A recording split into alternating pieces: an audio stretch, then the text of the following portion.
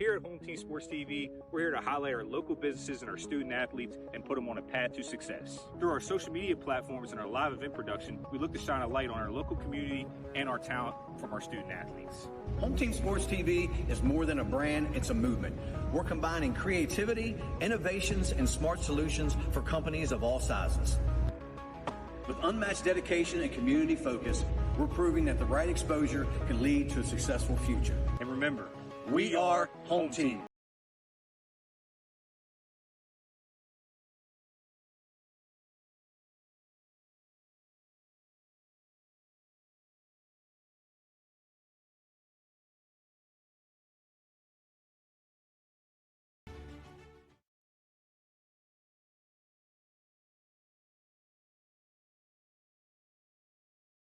Hey, I'm Jeremiah. And I'm Braden, and we are Brothers Bin Blasting, your bin blasting all-stars. A unique sanitizing service begins right after your local trash collection.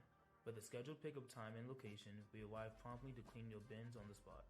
Our advanced 360-degree cleaning heads and pressurized water heated to over 200 degrees ensures a powerful blast blasting away 99% of all germs and bacteria.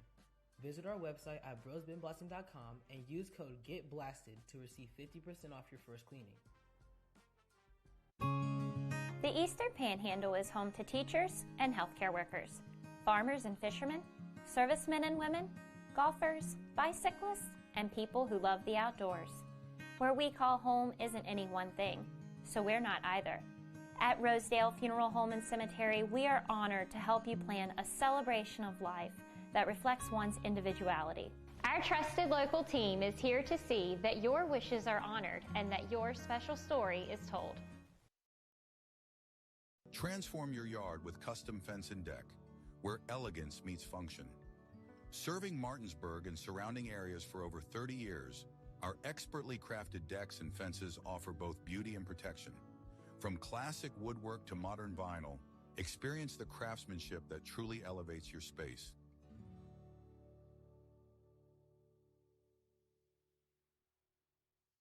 Hey guys, I'm Kyle with True Performance Fitness. I'm one of the owners here. True Performance Fitness as a whole, we brought this gym to the area and we wanted to bring every walk of fitness in one building. So that's exactly what we did. We have strongman, powerlifting, bodybuilding, CrossFit. We have posing rooms, a full turf, a full track outside. We even have a basketball court.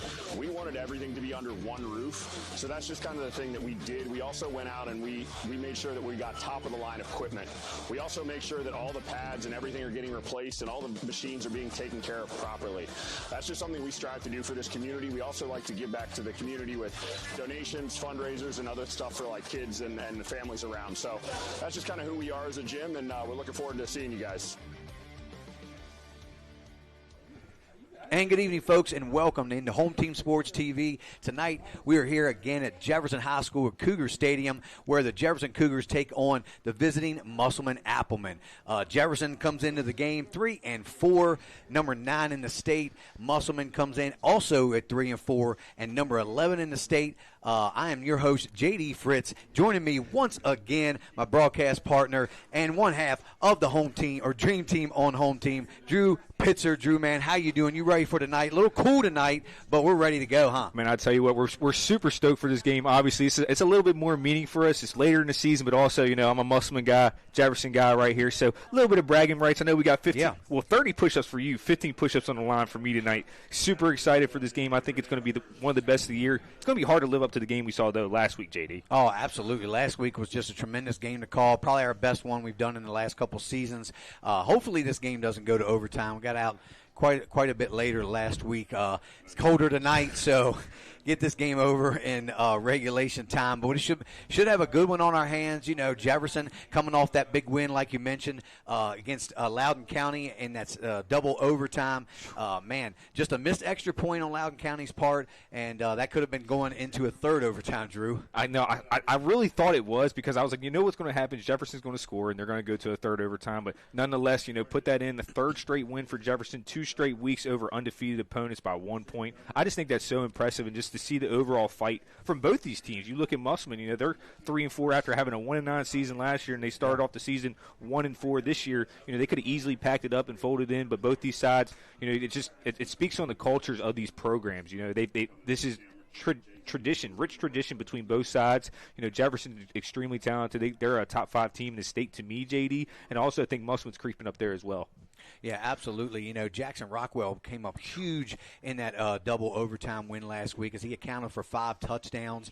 We saw the overtime TD that he threw there to Ricardo Lewis in the corner of the end zone, scrambled out, found him there, and it was just a tremendous play. He made a lot of plays all night, basically trying to keep that team, keep their heads above water and keep ahead of, the Loudoun County captains. And, Musselman, again, they didn't have quite as hard of an opponent. They pretty much handled business there over at Hedgesville.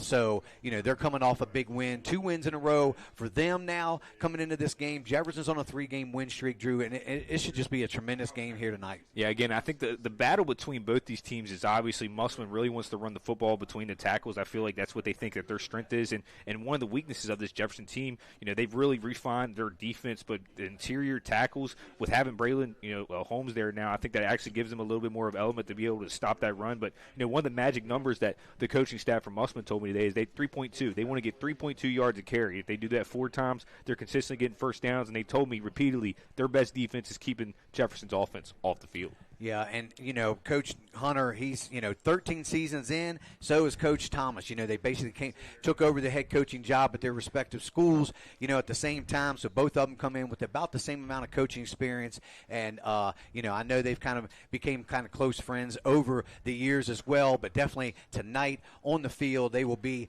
definitely rivalries for sure. And, so now we'll just go to the keys, to jump right into the keys of the game, Drew. What do you got? Since you're the Musselman guy, what do you have for your keys tonight for Musselman to come out here with the win? Yeah, again, I already kind of spoke on the very first objective, and that's making sure you run between the tackles and you're consistently getting good yardage. And, another obvious one is they cannot turn the ball over. Obviously, they're going to take a lot of time off the clock, but they got to make sure they're careful with the football. They can't commit any dumb penalties that'll shoot them in the foot and move them behind the chains, because the way Musselman's offense works, if they get behind the chains, they're pretty much forfeiting that possession, JD. But, my last point with that is if they're able to, like I said, limit the turnovers, limit the penalties, gain positive yardage, and keep the ball out of Jefferson's hands, I think they have a really good shot to win this game. But I would still say Jefferson overall has just a more talented team, and they're really bigger, they're faster.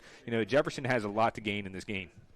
Yeah, and going over to the Jefferson side, I really think they need to, continue in building that continuity on the line. Their line has blocked much better the last couple weeks. For Trayvon Ledbetter has really stepped up at running back for them, and also Jackson Rockwell's had a lot more time. And although he's kind of bought a lot more time for himself back there running around making plays, like you like to say. He kind of playing backyard football a little bit. But, hey, it's been working, and I think they need to just continue that. And, on defense, they've got to be able to stop Musselman's rushing attack. They have a nice 1-2 combination. They've got Nate Lazier running the ball, Jaden Ryan mixed in there a little bit, Deshaun Lewis, the new guy this year. He's been running a little bit for them. But you know what? We saw last week, the last couple weeks, and I know you got a little bit of inside information, they are going to try to throw the football here tonight. So don't let that surprise you if Musselman comes out throwing the football on the first series, Drew. Again, and that's, I talked to you earlier. I said I think the over-under for them is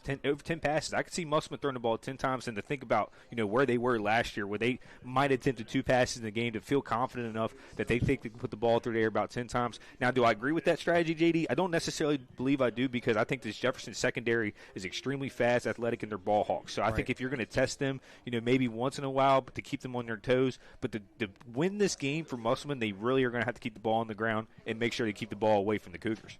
Yeah, and with that said, Drew, we are going to go to our player to watch tonight. Again, who do you got for Musselman and why? Yeah, I got Colton Shelton. I think, I was speaking with Coach Wes Smith, the defensive coordinator, before the game. I said, what's the biggest difference in this team this year? And he told me Colton Shelton. Obviously, he didn't play last year, and he said he's the best pure football player. He's not the greatest at anything, but he's good at everything, and he just brings toughness to this team. So I think his impact tonight and what he's able to do, especially in the running game, and he'll air it out sometimes too, along with Zach Miller. So he's just such a Swiss Army knife, kind of a little bit of a Taysom Hill like with the lefty. So it's going to be interesting to see what he does tonight, JD. But that's my player to watch for Musselman. Yeah, and going over to the Jefferson side again, how can you go against Jackson Rockwell after the last couple weeks that he's had? I mean, he's accounted probably for 9 touchdowns for the Cougars the last couple of weeks.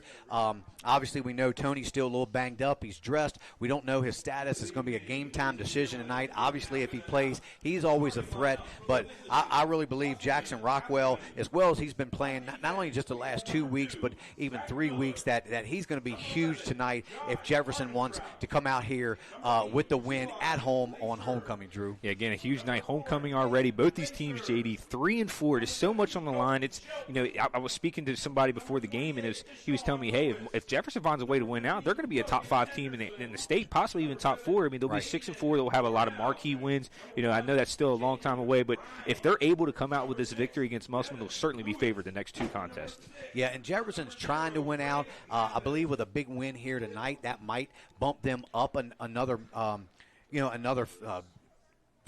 place. I'm sorry. They're 9 right now, and they're looking for that home field game here in round 1. So, if they can win out, that should solidify that. But this game tonight is really going to be huge for the Cougars as well as the Applemen, because, a loss here tonight might knock them, further down. Right now they're 11. That could knock them further down to 12, maybe even 13. So the Applemen don't want to fall any farther than what they are, because I know they'd love to be a top 10 team as well, and both of them are right there, Drew. And again, that's why this game's going to be so. Probably might be the most evenly matched game that we've seen each team play here tonight. Yeah, again, working in a barbershop all week, this is all I've been hearing about. Being a Musselman guy, Jefferson. Both of these teams are 3-4, and really, whoever does lose this game, I don't think it's going to hurt them as bad as maybe the rankings may show. One of these teams might fall. If Musselman lose, probably 13. If Jefferson loses, it'd probably be about the 11-12 area. I think both these teams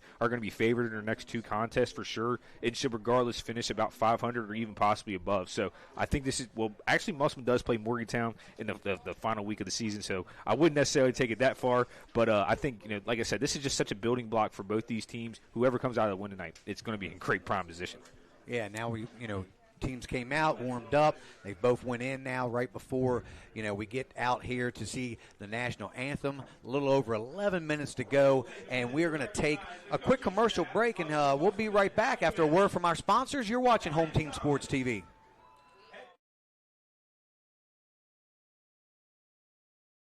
Here at Home Team Sports TV, we're here to highlight our local businesses and our student athletes and put them on a path to success. Through our social media platforms and our live event production, we look to shine a light on our local community and our talent from our student athletes. Home Team Sports TV is more than a brand, it's a movement.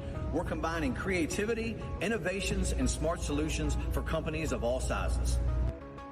With unmatched dedication and community focus, we're proving that the right exposure can lead to a successful future. And remember, we are Home Team. Since opening in 2017, we have been the local hangout spot to watch a game and meet up with family and friends. With over 15 TVs, there isn't a bad seat in the house. We have arcade games, including the world's largest Pac-Man, 2 pool tables, and more, serving a full food menu ranging from appetizers to steak dinners, 11 a.m. to 11 p.m., 7 days a week, and later on weekends. Daily drink and food specials, and of course, happy hour from 3 to 6 Monday through Friday. Come on out to Benchwarmer Sports Bar and Grill. Looking to enhance the beauty of your outdoor space? Look no further than R&L Landscapes. We understand that your outdoor space is more than just a yard. It's a place where memories are made with loved ones and where you find peace and tranquility. Our team of professionals will work closely with you to bring your vision to life. From expert design and installation to meticulous maintenance, we are committed to delivering breathtaking results that will make your neighbors green with envy. With our state-of-the-art equipment, we guarantee exceptional craftsmanship that will withstand the test of time. Contact R&L Landscapes today and let us turn your dreams into reality. I understand that each client is unique and has their own real estate needs.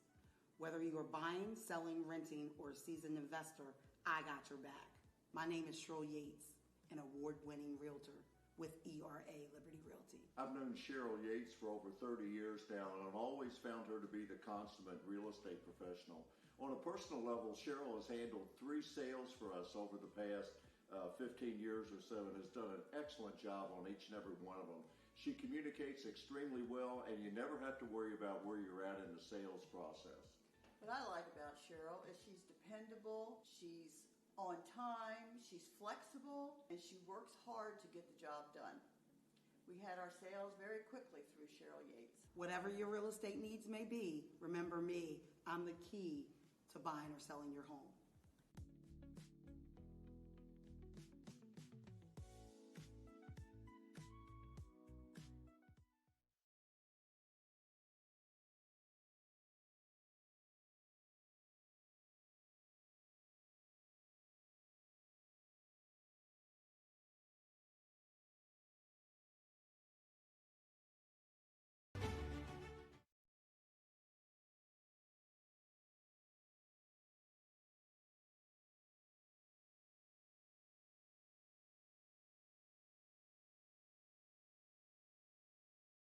Buying or selling real estate? Katra Law is the local choice for real estate closings. In fact, we were honored to be chosen as the best of the best real estate closing attorneys for 2022 by the Martinsburg Journal. With offices conveniently located on Foxcroft Avenue in Martinsburg and South George Street in Charlestown, Katra Law proudly serves the Eastern Panhandle. Whether on the court, field, or in the classroom, we wish all of our student athletes a safe and successful. In the market for a new vehicle? Then look no further than CMA's Toyota of Martinsburg and CMA's Chevrolet of Martinsburg, all in one convenient location. We have over 350 new and used vehicles available, so you'll be sure to find exactly what you're looking for. And with CMA's Love It or Leave It promise and our lifetime powertrain warranty, you can buy with confidence. Visit us online at CMA's Toyota of Martinsburg.com and CMA's Chevrolet of Martinsburg.com, where owners just care more.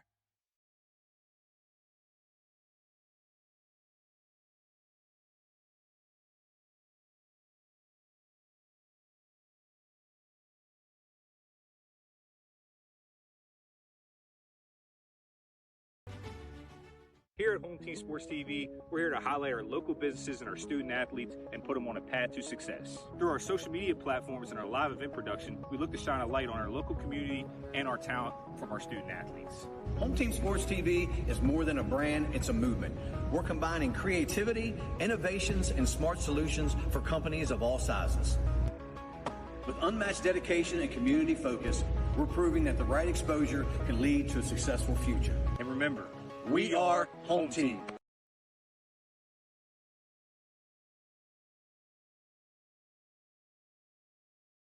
We are partnering. And we are back on here, guys.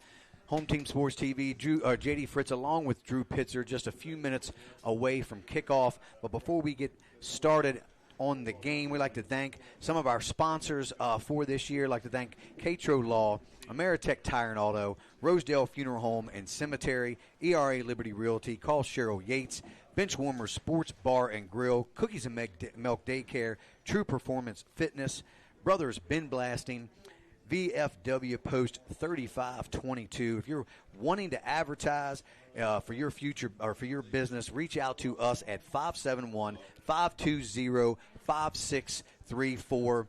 And Drew, we are going to go to you. You've got kind of an update on our top 10 here in the state of West Virginia. Why don't you let us know what that looks like right now? Yeah, again, we'll kind of go into the matchups first tonight. Obviously, go ahead. I'm sorry about that. Yeah. So Huntington play a host to Sevier County, and that's in Tennessee. That's the Smoky Bears. They're 7-1. Last time Huntington played a team out of Tennessee, didn't turn out too pretty for them. They lost 52-0. Spring Mills plays at Martinsburg tonight, a rematch in the state championship game from last year. Going to be a really interesting contest. Spring Mills extremely talented. I know they have some tough losses this year. Martinsburg's rolling right now. That's going to be a tremendous game. You have Wheeling Park playing host the Steubenville in Ohio, the Big Red. University versus Preston for a number 5 or 16 matchup. Then you have Musselman. They're playing here tonight against Jefferson. You have Parkersburg South playing against the Lindsley Cadets.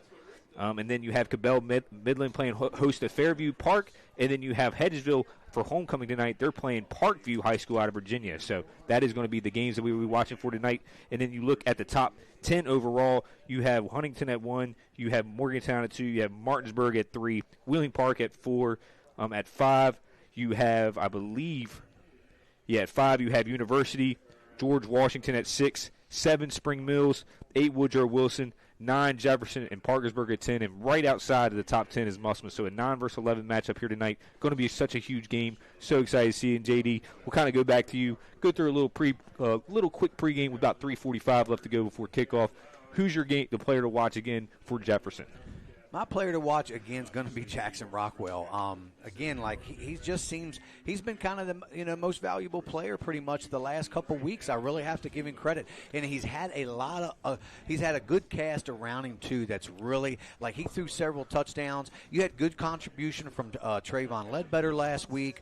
Takeem Drake had a long touchdown. Then Ricardo Lewis caught that touchdown and there in the corner of the end zone in the second overtime.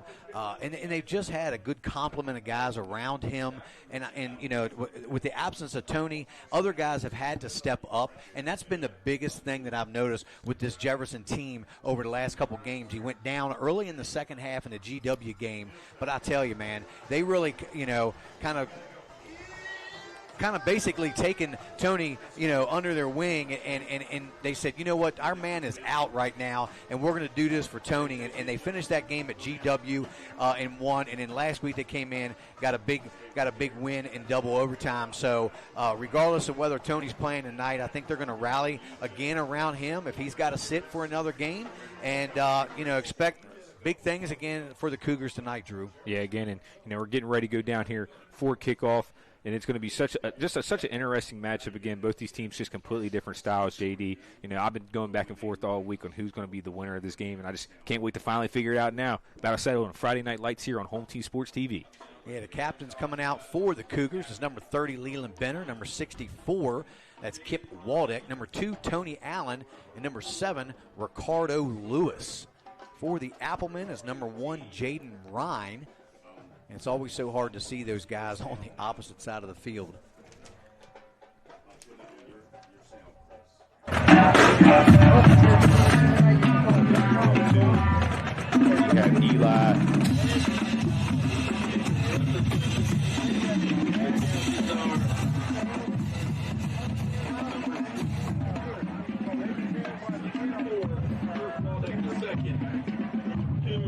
Tony Allen. Number 7, Ricardo Lewis.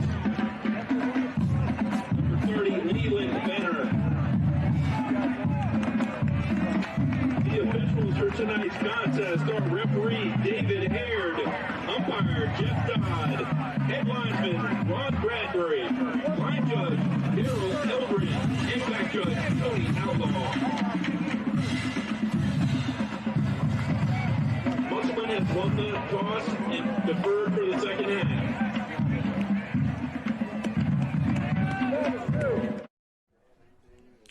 And we are back up here in the booth, and Musselman won the toss, but they deferred to the second half, so the Cougars will receive the football first here, ready to start this game, this big EPAC game here tonight. Definitely has some playoff implications, Drew, as we talked about before, so I can't wait to call this game, man. Yeah, you see Jefferson all huddled up right there. The team that has came along after an 0-4 start, kick-started by that Hedgesville game, ends up beating GW on the road, a huge victory, and then another big-time win last week. They're absolutely rolling. I know right now they're about third in the EPAC, but I would say right now, other than Martinsburg, they're playing the best football here in Eastern Panhandle, and right behind them will be Musselman. Spring Mills is still ultra-talented, and they might find a way to be able to pull an upset against Martinsburg tonight, but these two teams are playing like the 2 and 3 in the Eastern Panhandle, respectively. Yeah, absolutely they are, Drew, and that's why we we both think this is going to be a really good game tonight. Hopefully there's a lot of scoring. Hopefully it's not just a defensive game, low-scoring game, and this will be number 3, Machado, back with number 6, Jaheim Gidney, to receive for the Cougars, and kicking off for the Applemen. That's going to be number 34, Wilson Bonham. He's got a cannon. So will they kick it deep, or will they do a little poocher, Drew? We saw a lot of those last week. Yeah, it's going out the back of the end zone. Oh, he doesn't have a very good run-up.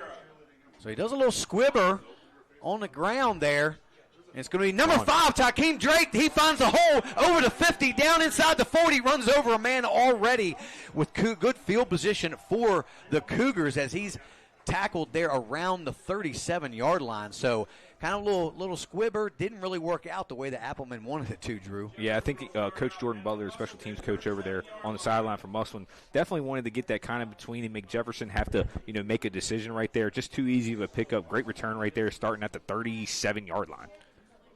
Yeah, and good presence of mind by Drake. Normally that one of those up backs would fall on it, but he picked that sucker up, found a little daylight. And now Cougars starting with great field position from the Appleman 37-yard line. So Jackson Rockwell in the gun, Leland Benner in motion. That's Ledbetter, takes the handoff, looking for some room off tackle. Might have picked up a yard on the play down to the 36. Yeah, again, a nice little set of tone type of run. You get a quick yard. Ledbetter's should get about 10 to 15 carries tonight, depending on if Tony Allen, if we see him at all. But Musselman going to do a great job of playing swarm type defense. So still, just so early in this game, they're going to feel each other out. I think it will be a little bit lower scoring game though, JD. Yeah, and with Tony out, you're going to see a lot more of Lesdeel Machado, number 3, just came into the game for Leland Benner over there in the slot with Takeem Drake. So they'll go 2 receivers to each side, 2nd and 9.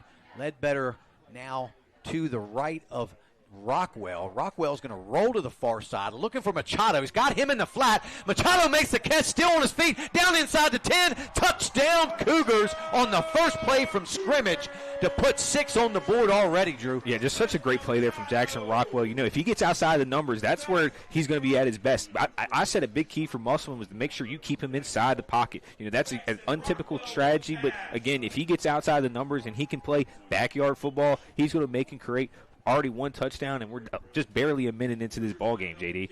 Yeah, and I said it even before the broadcast started. I said I would love to see them getting Lesdeel Machado some touches. He's a smaller guy, but he's really quick. He's shifty in and out of his breaks, and we just saw what he's able to do with the ball in his hands. Yeah, again, he's probably about 5'5", 5'4". Maybe I'm giving him a couple inches, but he's such a speedster, and if you don't get him to the ground with his low base, it's going to cause you a lot of grievance. So, with that being said, Musselman finds himself down 7-0, 11:05 left to go in this first quarter.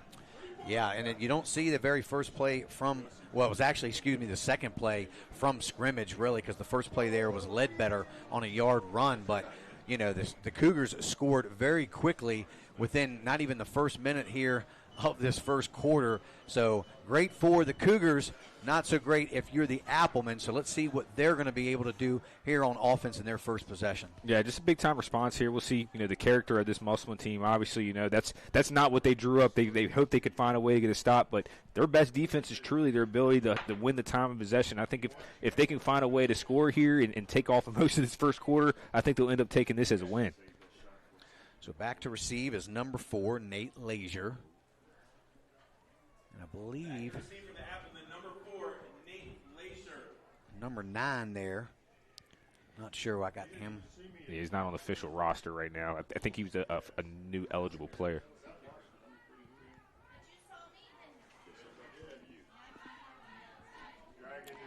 So set to kick it off, number 33, Rocco Marty.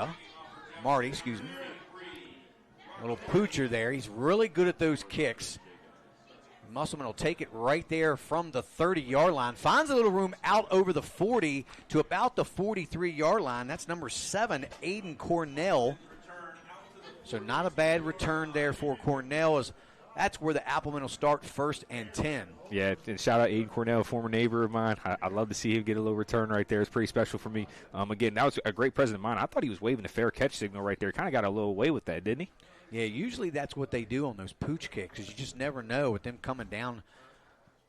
You're taking a risk there of either muffing it or getting blown up. As Musselman in that power formation, they hand it back. He's got some room there out inside the 50, so that's number 17 there, and that's Colton Shelton. So you're going to see a lot of counter action going on in the backfield, as Musselman has usually 3 or 4 guys there set up behind the line of scrimmage. So the Cougars are really going to have to stay at home and first know where that ball is, Drew. Yeah, again, at all times they're going to do a lot of counter actions, a lot of trap actions too. Again, they're not going to be scared to put it through the air tonight, but you have to be able to find the ball. They run behind this offensive line extremely well. Great first play there for Musselman. So 2 receivers here to the near side. Number 13, Corday Bunny, out here to the far side. They're going to throw it, put it in the air. The second play, going deep. He's got a receiver, makes the catch there, and that's going to be Nate Lazier on the reception. So a big first down and already moving the chains, Drew. Again, we said before the game, don't be surprised to see Musselman air it out. And, that's one of their favorite patterns, just sending the guy on a little stop and go. At that time, Lazier got a little bit behind his man. If that ball's a little bit ahead of him, you could have been dancing in the end zone right now. Yeah, and you wonder sometimes, as well as they've thrown the ball over the last couple of weeks, why Musselman didn't kind of start implementing this part into their offense earlier in the season. Yeah, this is just something, again, this offense is just in year 2. A lot of still development left to go.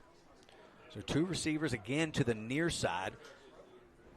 Shelton will take that himself, or is that Miller? Excuse me. Let's see. Yep. Shelton. No, that is Shelton. I was correct the first time. That's Colton Shelton on the carry. A direct snap. Doesn't gain anything. It'll bring up 2nd and 10 for the Appleman. See, that's a play that Musselman does not like. They need to at least they feel comfortable if they can get 2 yards. If they get 2 yards, they feel like they can make that up. When you don't get anything right there, now they're going to have to find a way to get a chunk play. So we've got 2 receivers here bunched to the near side. 2 running backs in the backfield. The direct snap goes to Lazier straight up the middle. He picks up maybe 3 or 4 on the play. So that's going to bring up 3rd and about 6 for the Appleman. And people don't realize Nate Lazier last year ran for 168 yards and 2 touchdowns against this Jefferson Cougars team at home. Almost brought Musselman back. Jefferson ended up coming away with that victory late, but Lazier had a lot of success versus Jefferson Cougars team last year. Yeah, he ran the ball. We did several games, Musselman games last year. He ran the ball very well.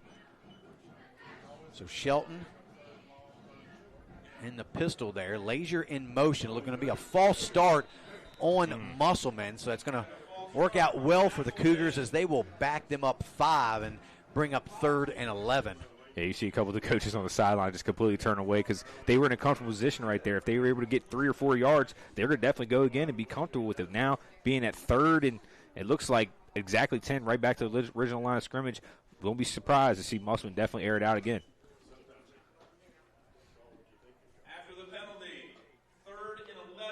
So it'll be a big 3rd down, although I don't know if they're pretty close to being in field goal range, Drew, at the 20-yard line here. So, again, same formation. Lazier in the backfield with Deshaun Lewis. They're going to roll out here, looking for a man. That's Miller. He throws it up. He's got a man in the end zone, well covered. It went a little short and fell incomplete, intended for Armentrout there. The big receiver, Josh Armentrout, couldn't quite bring it in. So that's going to bring up 4th and 10. And shout out to Andy Roberts and Isaiah. I believe that was, Isaiah Simmons-Kelly who really created that pressure right there. Didn't allow, him to step into that pass to make a good play right there. But just a little bit outside of field goal range right here. We'll see what Musselman wants to do. It's going to probably be another pass play. But, again, that's an old-fashioned sprint special play. Yeah, and whenever they do throw the ball, you'll see Zach Miller's the one in the backfield. It looks like they send Lazier in motion. They're going to swing it out to the flat. He fumbles the ball, but the question is, was it a backwards pass? And if it was, the Cougars fall on it. And it looks like they're ruling that as a lateral.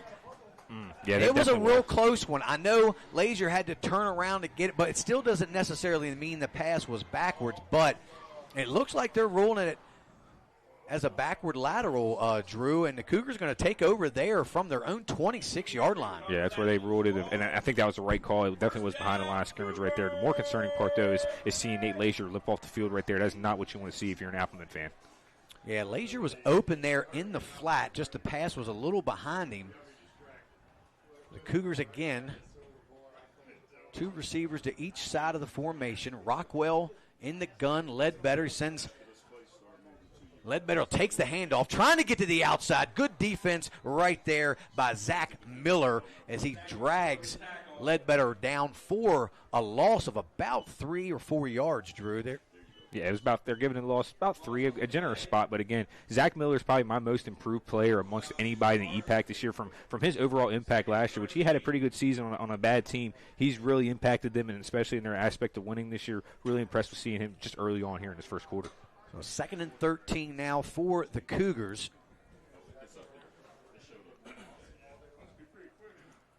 So 2 receivers to each side.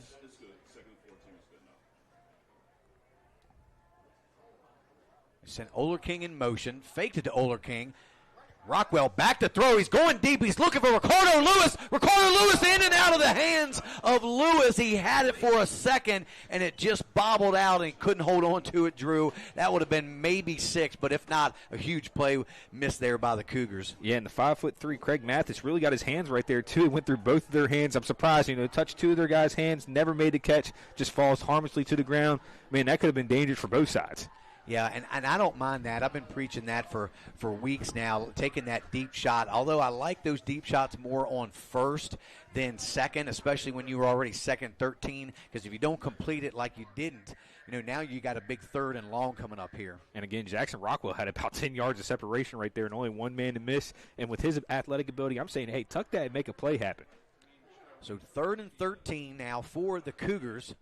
Single receiver here to the near side is Lewis. Rockwell's going to be back to throw again. He's going to take off and run with it. He's got a lot of room to the far side. Looks like he picks up enough for the first down. He's out over the 35 to the 37 there. So there's a late flag, some skirmishing going on. Rockwell and another Appleman player. So this could actually go against the Cougars, Drew, and although it might be first down, it could back them up another 15. Yeah, again, I think that was kind of a little bush league for both sides. That shouldn't have happened. Rockwell delivered a great hit right there to extend past the first down, but unfortunately, I think this will be offsetting penalties. Both sides threw pushes. It's a competitive game, JD. There's going to be tempers flare. Let's hope the officials don't take control of this. Yeah, we definitely got to have control of the game early. Up on Jefferson. You're right, though, JD. You made the right call. Yeah, and I just don't think Rockwell liked kind of the little extra. He got pushed after the play. Exactly, a little extracurricular after the play, and Rockwell let him know about it, but unfortunately for the Cougars, that's going to cost them 15. So, if you're Jackson Rockwell, you're going to get those kind of things early in the game, as these two are definitely heated rivals, and this Musselman and Jefferson game has really become a big rival over the last, number of years. So, I completely agree, and this is weird. It's 4th down now. What? I don't understand. No, it should be a first. Yeah, it should be first and. No, they just turned it back to 4th again. I don't understand that. That shouldn't. No, that's first down and 15. That was after the play. Yeah, that was after the play. 4th and 15 is what the. Yeah. Well, it should be first and 20, like first and 20. No, it should be first and 10, 15 yards back from the spot of the foul. So that's wrong. Yeah, they got first down now. That's the right call. I mean, we saw the officiating, again the other day. They got it right. I knew what.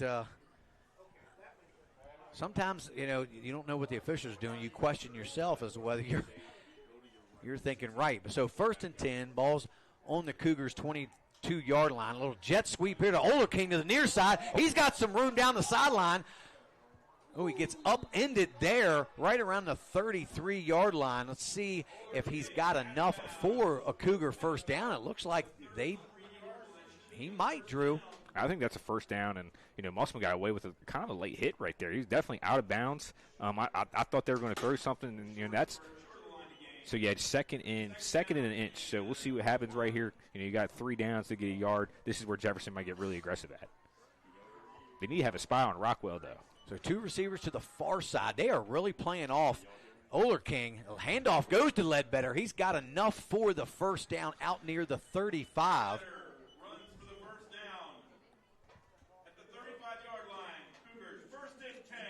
And Jefferson's just in straight control right now. Obviously they got to make sure they manage their emotions. But I tell you, this kid Rockwell is special. I can't believe he was the 4th best player on the team last year, and he just has all this overall talent. 14 touchdowns in 3 weeks or 4 weeks now is just insane. So Rockwell in the gun. 2 receivers to the far side. He's looking here to the near side. He's got Lewis wide open in the middle of the field. He makes the catch. No one's around Lewis. He's going to take it to the house for the Cougars touchdown. You see them dance in the end zone right now. I love to see it. Ricardo really getting off. He scored a game-winning touchdown last week. Another touchdown pass from Jackson Rockwell to Ricardo Lewis.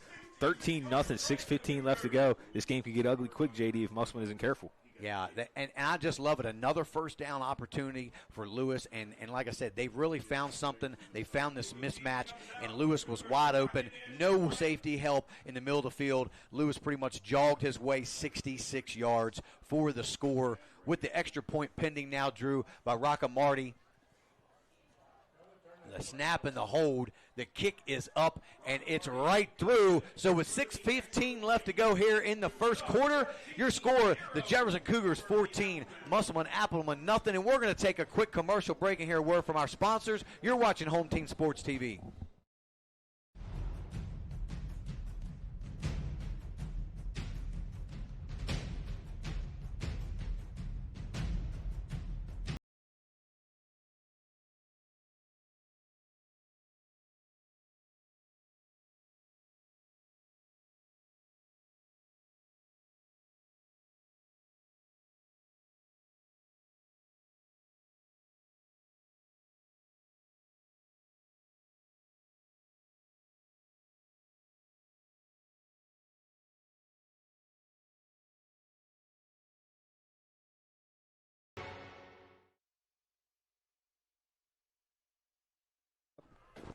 Here at Home Team. And welcome back, Home Team Sports TV.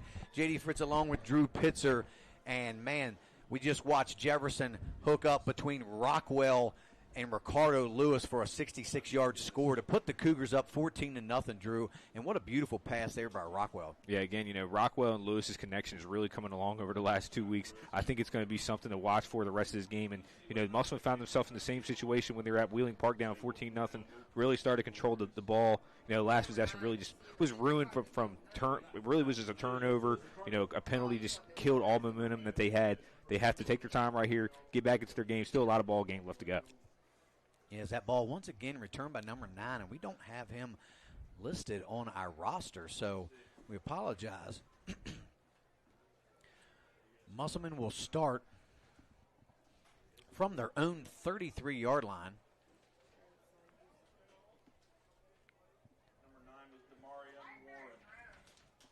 So a little crisscross counter there. And right there's Jefferson on the spot. Tackled for a no gain there on the play.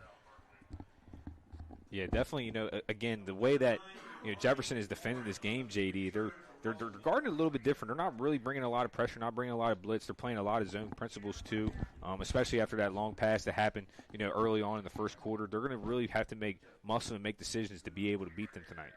Yeah, they're going to have to bring out all the stops here, Drew, if they want to try to move this ball against this Cougars defense. Again, there goes Nate Lazier taking the direct snap right off tackle, picks up about 3, maybe 4 on the play, and it'll bring up 3rd and about 5. And if memory serves me correct, JD, last year Jefferson came in and was up 21-0 at the end of the first quarter. Musselman ended up making 28-21 at the end of the third quarter, and Jefferson scored again to really seal the game 35-21. It was such a terrific game last year, kind of looking very similar. It was deja vu. So 3rd and 5, 2 receivers here with a little wing back. They got the Cougars to jump with a hard count, and they're, Jefferson's usually susceptible to jumping on those hard counts. As soon as they get up and they get thinking about something else, those, their opponents always seem to hit them at the right time with that hard count, True. Yeah, again, and I'm not saying that was a center flinch right there, but it kind of looked like the head tilted up, and we saw in the NFL this weekend, a couple players got called for, legal procedure with that. So I think Musselman might have just got away with something, but at the end of the day, they didn't flinch. So bring up first down now for the Applemans. They go straight up the middle again there. See if that's Lazier. No, that's Zach Miller, the quarterback. Picks up a couple on the play to bring up 2nd and about 7 now. That was a tough 3 yards right there. I mean, and that's a generous spot, but again, that's what Musselman wants to do, try to eat this clock. They know they don't really have anybody who can guard the skilled playmakers that Jefferson has. Yeah, and if they get down by any more, Drew, that we're going to probably see even more passing than what they originally intended. is now number 17. Shelton takes it off tackle, finds a little room there inside the 50, down to the 45 of the Cougars, but enough to pick up a first down for the Applemen. Yeah, and it looks like Musselman's settling down a little bit now. They're starting to find their real identity again. Can't turn the ball over, can't commit penalties, consistently keep the chains moving. And this is what Musselman wants. First down, Musselman at the 45-yard line. Yeah, and when they do that, they really do it well. Those guys up front really do a great job of blocking when they run those counter plays. Jefferson's just going to have to adjust their defense. Yeah, I completely agree. We'll see exactly what they're doing. They're playing one high safety about 10 yards off. So a little snap to the up back there. I believe that might have been Deshaun Lewis. We'll have to wait and see. See if it is number 28 coming out of the bottom of that pile. Looks like it is. So he picked up 5 there on first down, bring up now 2nd and 5 from the 41. We'll call it 6, I guess. In the next dead period, we'll go over the out-of-town scoreboard. Got a few updates for us, JD. All right, sounds good, Drew. So Appleman 2 receivers here to the near side. Miller in the gun. He's going to take it. No, it's Lazier. Finds some room to the outside. There goes Nate Lazier dragging a tackler down near the 20-yard line. Let's see. They mark him at I believe, the 21. So a good run there by Nate Lazier. You know, that was good for him to see him be able to still have that burst. I know he's still limping around a little bit. You know, definitely a lower leg injury, you know, playing through that adrenaline right now. And it looks like, about the 15-yard line. Musselman again inside the red zone to see if they can capitalize this time, JD. Yeah, absolutely, Drew. Now they marked him at the 15. I must have been a little bit off there on my.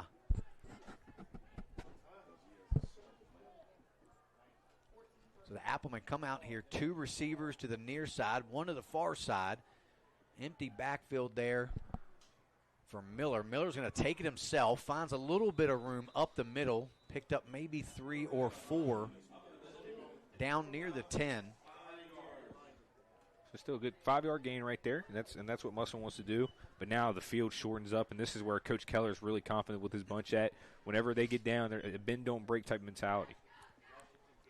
Yeah, they've done a great job on defense, especially against the run, like we were talking about in pregame, Drew. They don't necessarily stop the run, but they definitely don't allow a lot of those bigger, longer runs that they have in years past. So Miller back to throw. He's looking in the corner of the end zone. It's going to be in and out of the hands. Great defense there by number 9, Oler King. Yeah, terrific defense. Got his head turned around right there, made a play on the ball. A little bit of contact there, but I'm glad they didn't call a flag because that was contact from both sides. Yeah, I believe that was intended for number 9, Demarion Warren. So while we're waiting, we'll do a quick couple score updates. Independence AA is currently beating Princeton right now, 7-0. That is in the second quarter. There's no score between Washington and Hampshire right now. University's up 14-0 against Preston. Hedgesville, no score. And Martinsburg's up 14-0 in the first quarter. Thank you, Drew. Going to the air again, looking for Warren again. He's got the catch and in for the Appleman touchdown as he reaches the ball just across the goal line. But we do have a flag, Drew. Yeah, that's a celebration after the fact. He spun the ball like he was trying to start a fire and warm his hands up. Again, we've had a couple real nice celebrations here, but this is just high school athletics. You see Coach Thomas is not thrilled with that. They get the touchdown, but now make it a lot harder to get this extra point. Yeah, and that's exactly what the doctor ordered for the Applemen. Answered that second touchdown by the Cougars with a touchdown of their own, and they're right back in this game. Yeah, again, and I know it's a little early to call that a primetime dime, but he put that right on the money, right outside the numbers too, where only he could get it. Great play there, but again, I think they're going to take this on the kickoff, and they are going to kick the extra point. Yeah, that was a great ball there by Miller, but a really great catch there by Warren, and even to stretch that out over the goal line as the defender was trying to pull him back. Just an all-out effort. So, again, we're still waiting to get a number for number 9. That's Demarion Warren. That's who that was. Okay, yep. Demarion Warren. Perfect. So the extra point is up and good with 1:57 left to go here in the first quarter. It is Cougars 14, Appleman 7, and we're going to stay right here and thank a few more of our sponsors. We'd like to thank the Jefferson Athletic sponsors, Shenandoah Heating and Air Conditioning, Roberts Realty Group, CMA Toyota of Martinsburg, Rockwool, Shepherdstown Pharmacy, and True Performance Fitness. We also would like to thank our Home Team Sports sponsors. That's Catro Law, Ameritech Tire and Auto, Rosedale Funeral Home and Cemetery, ERA Liberty Realty, call Cheryl Yates, Benchwarmer Sports Bar and Grill, Cookies and Milk Daycare, True Performance Fitness, Brothers Ben Blasting, VFW Post 3522. And if you're wanting to advertise for your business, please reach out to us at 571-520-5634 or visit us on www.hometeamsportstv.com or message us on Facebook. Again, we really appreciate our sponsors. Make sure if anybody's interested in being a prospective sponsor for us, again, we try to highlight our community, make sure we show all the best that we can offer, from regardless of small businesses to all the athletes alike. We try to bring innovations for everyone, JD. I think we just offer such a great service. And it looks like they got a different kicker. That's going to be number 88 there, Eric Hugas, to kick it away, as they did mark off that penalty. And it's going to take a little bit of bounce. Machado picks it up, kind of cutting to the near side, trying to find some room, but he's wrapped up there by number 1, Jaden Ryan. So good special teams play by Ryan, as he didn't allow Machado to get to the edge over here, and the Cougars will take over from their own 35-yard line. Yeah, again, 14-7 game now. Musselman definitely still, they have 7 minutes of time possession compared to Jefferson, who only has 5 total plays. So, again, it's going to be a battle of the trenches now. Musselman has to get a stop and see if they can try to flip the momentum. Yeah, and we've seen already in the second, took them to the third series, defensive series, for them to make that switch. They now have number 13, Corday Bunny, guarding Lewis. So we'll see if Jefferson still continues to try to go to Lewis. So we got 2 receivers to the far side. Benner the up back.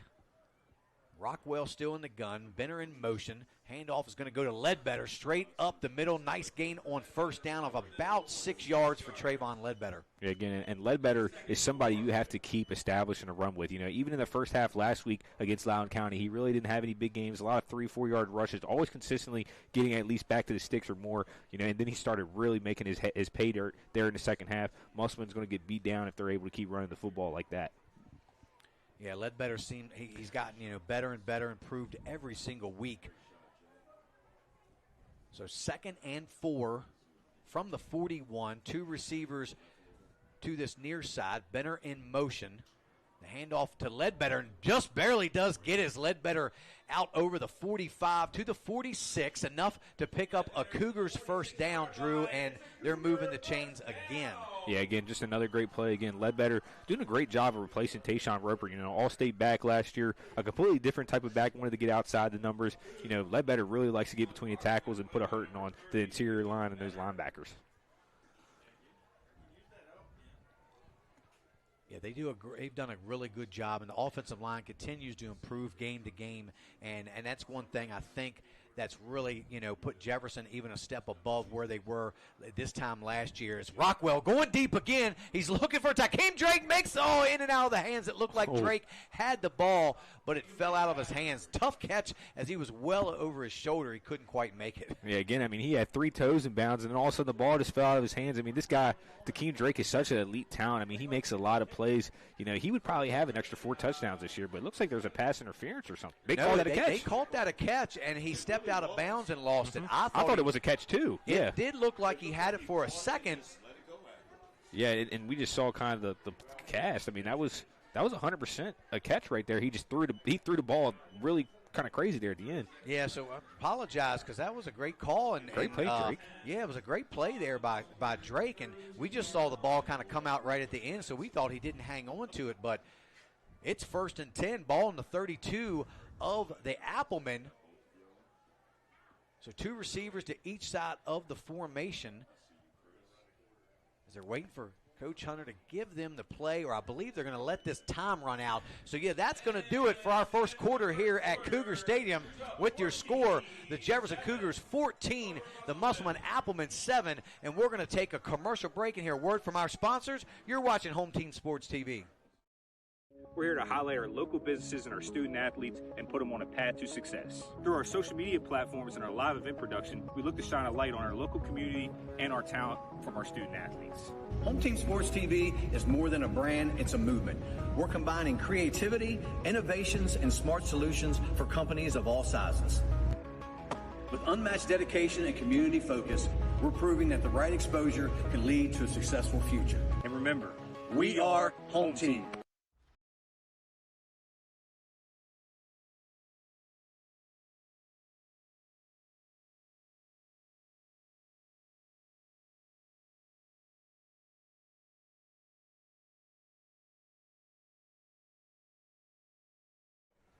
And welcome back to Home Team Sports TV. JD Fritz along with Drew Pitzer as we're ready to start this second quarter. The Cougars have the ball, 1st and 10 from the Appleman 32-yard line. And Drew, I think, the Cougars have not been stopped yet by Musselman as they have 1st and 10 and 2 receivers to each side. Rockwell in the gun. He's going to take it straight up the middle himself, spins his way out down near the 30. So about a 2-yard gain for Rockwell to bring up 2nd and 8. Yeah, that was a Sean Lewis right there. Just held on for dear life because if Rockwell breaks that tackle, he's definitely dancing in the end zone too, making his 3rd touchdown in the first half. Yeah, and I know they want to mix some of that in, or some of the read option stuff, but, Rockwell's not a big guy, and he's not the one I really want to see running the ball too much, especially up the middle like that. I think if, what you have is working, you continue to do is a little jet sweep pitch there to Machado. He fakes inside, cuts it out, makes another nice move. So Machado, you see that shiftiness and the quickness of Let's-Deal. Machado picks up about 4 yards, so it's going to bring up 3rd and short now for the Cougars. Yeah, you can tell he just moves like a point guard. He has really shifty ankles. Instead of having to put the ball on the floor, he's able just to keep the ball in his hands. I mean, he's such a dangerous athlete, JD. Well, they only gave him about 3 yards, it looks like, on the play, so bring up 3rd and 5. But I just love watching him run the ball. I'm really glad, not for Tony that he's out, but that Machado's getting some of those opportunities that Tony maybe would have gotten to show that he can actually help this football team too as they continue to. So handoff goes to Ledbetter, tries to make a move at the line of scrimmage and somehow does squirt his way through. Close to a 1st down, but it's going to be about a yard and a half short, so it's going to bring up 4th. Yeah, again, 10:30 left to go in this half, and if Jefferson doesn't get this 1st down, Musselman's going to try to bleed every single second off this clock, and then they'll get the ball first to start the second half. So huge 4th down here for the Jefferson Cougars. Yeah, and they're going to try to go hurry up a little bit as they jumped off sides, and just a mental mistake there by number 64, Kip Waldeck. So he would just love to have that one back. As it's going to back up the Cougars 5, Drew, but I still see the Cougars going for it here. Yeah, and Waldeck, he's got some Musselman in his family too. Waldeck Field is actually named after somebody in his family, so that is extremely cool. But obviously I know he didn't want to have that happen, but he's a very talented player. Kip Waldeck has had a great season so far this year. Finally back to really being healthy. I think regardless of that, that's got to be the first time I've seen him jump off sides all season. Yeah, he's been really solid for them at right tackle. So what would have been a run play becomes now more than likely a passing play.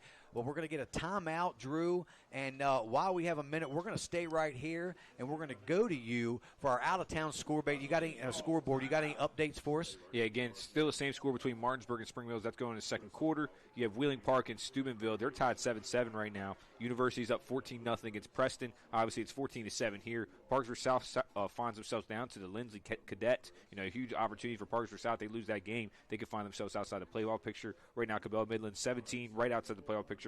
They're up against Fairview Park and still in the first quarter at Hedgesville. No score.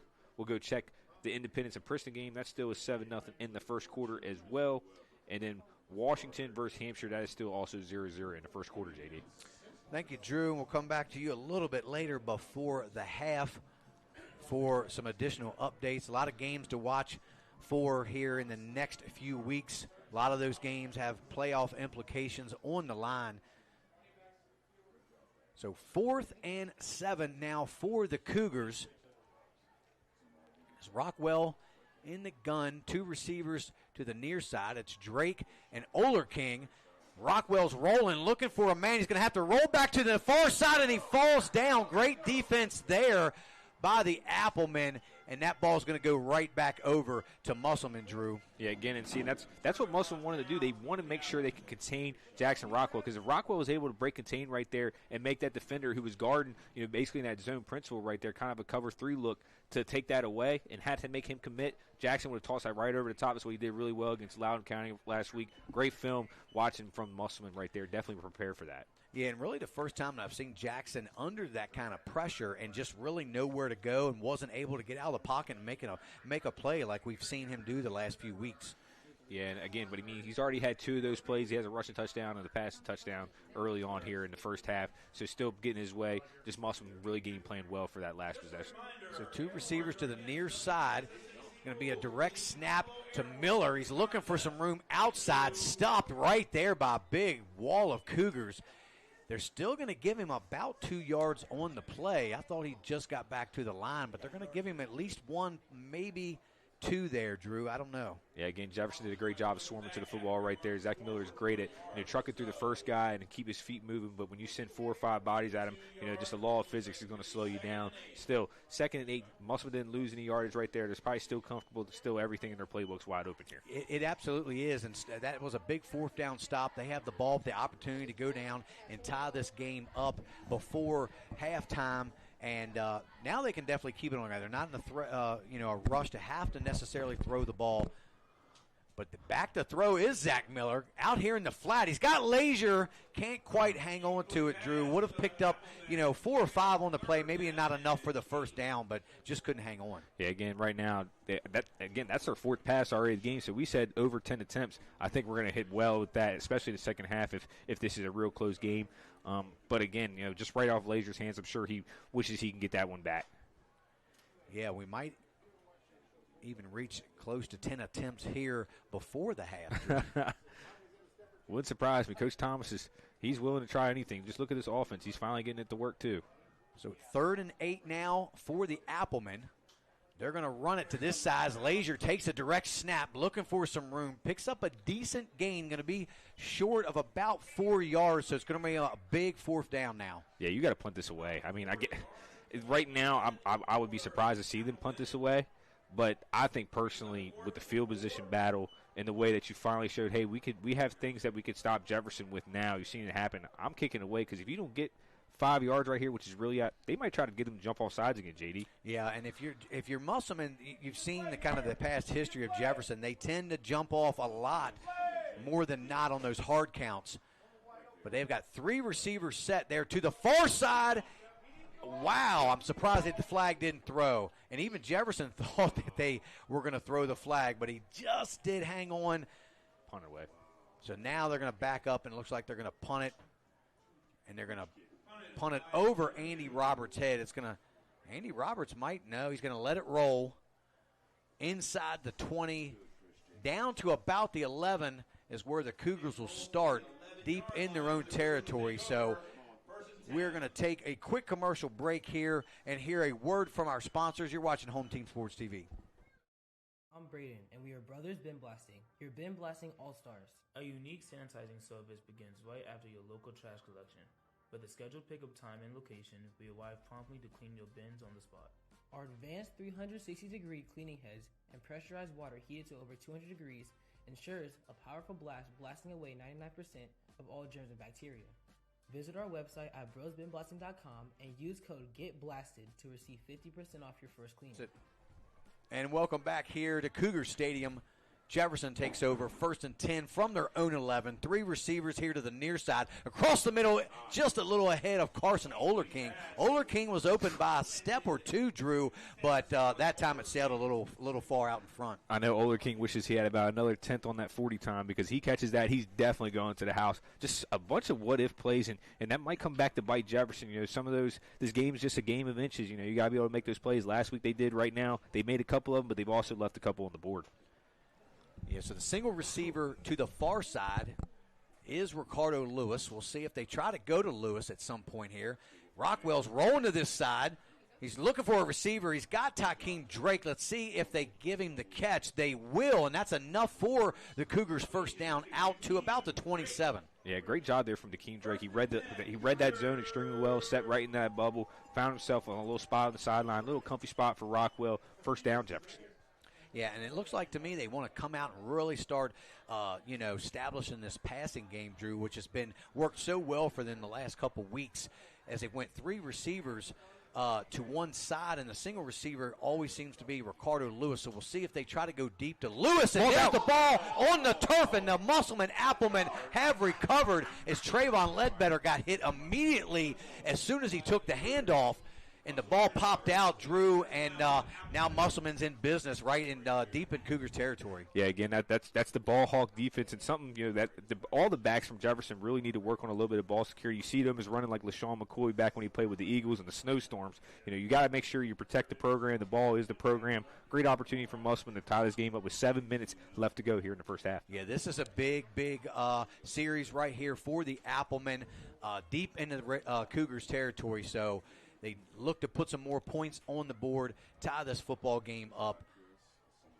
The 2 receivers to the far side. That's going to be Lazier, takes the direct snap, looking for some running room, driving forward. Might have picked up 3 on the play, down inside the 25 to about the 24. Yeah, again, and Jefferson really is swarming to the football. I mean, you've seen how well they're playing defensively. They've had struggles in their interior line due to injuries, and, obviously they lost Ryan Witt last week, who was really coming to his own on the defense side of the ball at the Mike position. So Musselman's trying to take advantage of that, but still, Jefferson hanging in there tough. So 2nd and 7 now for the Applemen. Again, they come out in a 2-receiver formation to the far side. Single receiver here to the near side is Lazier. And again, Miller back to throw. He's looking across the middle to Warren. Falls a little short, intended for Demarion Warren. He was open, but had to kind of dive out for it as that ball just kind of sailed down into the ground a little bit, Drew. Yeah, again, that's already 5 passes here in this first half. We knew that they were going to air it out a good bit this evening. I didn't realize they were going to throw this much. They're really comfortable with what Zach Miller can do, at least just giving him one read. Yeah, you see, he does have a nice ball. That one kind of took a nosedive on him, but he's got a really good arm. And you're like, if you've got receivers out there like Warren and Lazier, why not go ahead and throw the ball a little bit? So they're going to take it again. That's going to be Lazier straight up the middle. He's not going to have enough for the first down. Gets down to about the 30. So now we're looking at 4th and 3 again for the Applemen. No doubt they'll go for it here. Yeah, 6 minutes left, but I think they're going to try to get him to jump off sides again. They have a really good kicker over there. This is well within his range.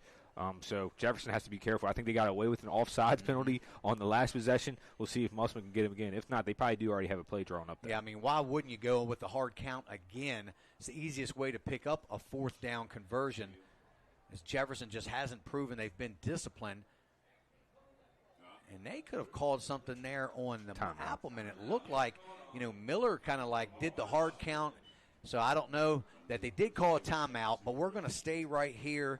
And we're going to thank a couple more of our sponsors. We're going to thank our Jefferson Athletic sponsors, Shenandoah Heating and Air Conditioning, Roberts Realty Group, CMA Toyota of Martinsburg, Rockwool Shepherdstown Pharmacy, and True Performance Fitness. We also like to thank our home team sports sponsors for this year, Catro Law, Ameritech Tire and Auto, Rosedale Funeral Home and Cemetery, ERA Liberty Realty, call Cheryl Yates, Benchwarmer Sports Bar and Grill, Cookies and Milk Daycare, True Performance Fitness, Brothers Bin Blasting, and VFW Post 3522. If you're interested in advertising your business, there's no better bang for your buck than right here on HTS TV. We broadcast to thousands of households, racking up over 400,000 views per month. We treat our sponsors like family and take pride in seeing your business grow. For more questions, go to www.hometeamsportstv.com or message us on Facebook. So back here to live action now. The Applemen have a big 4th and 3 coming up with 2 receivers to the far side, and that's Miller in the gun. Miller's going to be back to throw, looking for a receiver, double clutches it, in and out of the hands, nearly picked off but knocked away there by number 6, Jaheim Gidney. So the Cougars will take over on downs, Drew. Big stop for the Cougars. Yeah, again, there's only 2 reads right there for Miller. So the first guy was completely covered up over here, was swallowed up. Jefferson read and reacted to that really well. And again, they went right back to Demarion, see if they could make anything happen right there. I understand the play calling right there, but I think, now that's 6 times they've thrown the football. Jefferson's starting to be able to really read it. I still think they should stick to the ground game. Yeah, and I'm surprised they didn't try to run because the coach said they wanted to get 3.2 yards per carry, and they were on that, and I'm surprised. All they needed was 3, wasn't able to do it. Drew, as Rockwell rolls to this side. He's got Tykeem Drake, makes the catch, enough for a first down, out to the 35. So the Cougars moving the ball again with 5:20 left to go here in this second quarter, Drew. Yeah, again, Jefferson is continuing to rack up yards on the ground. They have a turnover, unfortunately, and that Musselman didn't make him K on that one. And Jefferson now back in work. 3 of their 4 drives, have been in the red zone. 1 drive was a turnover. So Jefferson's still clicking. Yeah, and the Applemen will get the ball coming out the second half. So the Cougars definitely want to take full advantage of having this probably the last possession of the first half for them, as Rockwell's going to bounce it outside and take it himself. Picks up about 4. Well, they're going to give him 7, 8 yards on the play. Wow, they gave him near a first down. Looked like he only had about 7. Oh, they are marking him a couple yards short. Okay, so bring up 2nd and 2. He gets out of bounds. 4:55 left to go here in the half. And Aiden Cornell, again, he was kind of talking over there to the sideline. Musselman, I think they play at their best when they don't really get involved in the talking trash. That's usually when Jefferson actually plays their best, is when somebody talks a little junk to him. I think they should just come out here, keep playing the game the right way, and see if the ball bounces your way. Yeah, and you see, just look how much room they're giving Machado there. Good 12 yards there as he's in the slot. It looks like close to a false start. Rockwell back to throw. He's looking across the middle. He's got Tykeem Drake. He bobbles it but makes the catch. So we watched Drake drop a few passes last week, but not here tonight as he makes a great catch. Well defended too. Yeah, and the officials just told him, hey, be very careful. They almost called a sportsmanlike conduct right there. Got away with them. Would have been a huge penalty for Jefferson. First down nonetheless. Now you're moving the ball extremely well. Yeah, big, momentum boost for him, as he had a couple mishaps last week. But, man, big catch there. He had another big earlier catch in the possession before. So 3 receivers, again, to the far side of the formation. Ledbetter to the left as Rockwell swings it out to the flat. He's got Olerking. It breaks the tackle. There goes Carson Olerking down inside the 20 to about the 17-yard line. So another big first down for the Cougars, and now they've really got the ball rolling, Drew. Yeah, they're cooking with bacon grease right now. 4:11 left to go inside the 20-yard line. Jefferson has really been cooking. They've just been their own worst enemy here tonight. Let's see if they can make it a 21-7 lead. Now, the one thing they don't really want to do, Drew, like we've seen before, is score too quickly and give the Applemen the ball back with too much time, even though they're not a score-fast type of offense. So 3 receivers again here to the near side. Let's see if they take a shot to the end zone. Rockwell back to throw. He's going to have to scramble again. He's going to take off and run with it. Rockwell's going to step out of bounds. It looks like he's going to pick up maybe 4 there right around the 15-yard line to bring up 2nd and 6. Yeah, again, and that was a great play from Rockwell. Gets outside the pocket. You get 4 or 5 yards, and with Jefferson's ability to really put points on the board quickly and gain chunk yardage, you're able to do that, stay ahead of the sticks. That's really good. Looks like there is a flag in the end zone there, so we'll wait and see what this might be. It might be a holding in the secondary, possibly. I don't know. It looked like he got – honestly, at the end of the play, it looked like Zach Miller kind of gave him a push after he was a step out of bounds. But it looks like – yeah, it was. It was on Musselman. It was a hit out of bounds. Yeah, they called on Zach Miller right there. That's going to be half the distance, I would guess, there. So it's going to bring up 1st and probably goal now for the Cougars. We'll have to wait and see. Yeah, I think they'll be marked at about the 9-yard line, JD. Yes, right now they have it marked at the 18. Yeah, so you'd be right. If they do half the distance. No, they're putting it all the way up at the 6-yard line. Well, they must be marking off the full 15, but I didn't. Yeah, inside the 20, it's supposed to be half the distance. On a 15-yard penalty, yeah, I would have thought that would have been the rule, but instead they get the 15, and it's 1st and goal from the 5. As you see Leland Benner there in the backfield with Rockwell as he's trying to push him forward. And let's see, he's in for the Cougars. Touchdown goes Jackson Rockwell. And Coach Wes Smith from Musselman said, man, this kid's insane, but there's another late flag coming in. This has been such a great game. I know it's a two-possession game, but both sides have been phenomenal. But these officials are really having it with the kind of the over-celebrations. But I love it. I think I'm with you. It's not the no-fun league. I want to see these kids dance a little bit, show me a little something. That gets me pumped up too. I mean, I agree, Drew. I mean, excessive celebration is one thing. Once you get your teammates, you celebrate. Anything after that maybe would deserve a flag. I mean, if you're spiking the ball and you're into the face of the, the opponent or whatever, and we didn't see really any of that going on. It wasn't crazy, no. And so I just feel like the refs are being just a little bit picky with these unsportsmanlike. We've seen it on both sides now. Yeah, and I look at, hey, I know it's still very early on, still a lot of time left to go, but Jackson Rockwell with 3 touchdowns already in the first half.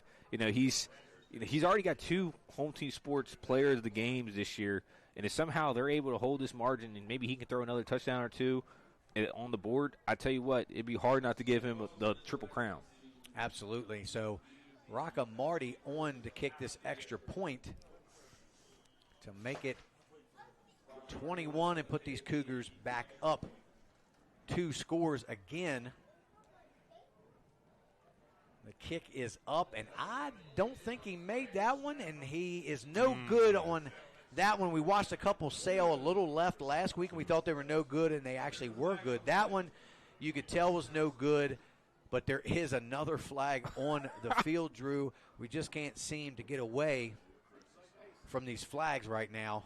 And see, again, I know the official's job is incredibly hard. Like, I would not be one to distraught them. But there is a lot going down on the field that we can't hear. And I think the officials are trying to keep in check. But right now, we thirst that much laundry, it really just dirties up the game and slows it down. So Musselman with another personal foul, it looks like. So now Jefferson's offense comes back onto the field.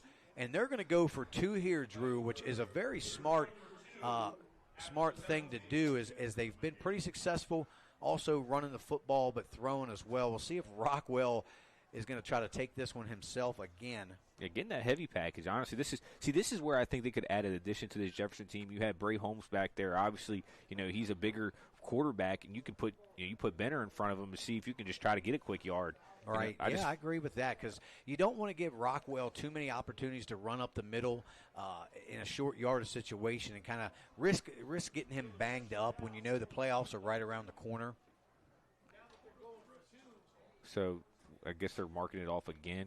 It should be about at the 1.5 yard line. A little bit behind the 1 yard line. So we'll see what they draw up right here. Obviously, you got Ledbetter, you got Rockwell back there, you still got Benner. So Rockwell's going to take it himself, and he's going to walk in for the 2-point conversion, and that puts the Cougars up 22-7 with 3:29 left to go here in the half. We're going to take a commercial break and hear a word from our sponsors. You're watching Home Team Sports TV. Where elegance meets function. Serving Martinsburg and surrounding areas for over 30 years, our expertly crafted decks and fences offer both beauty and protection. From classic woodwork to modern vinyl, experience the craftsmanship that truly elevates your space.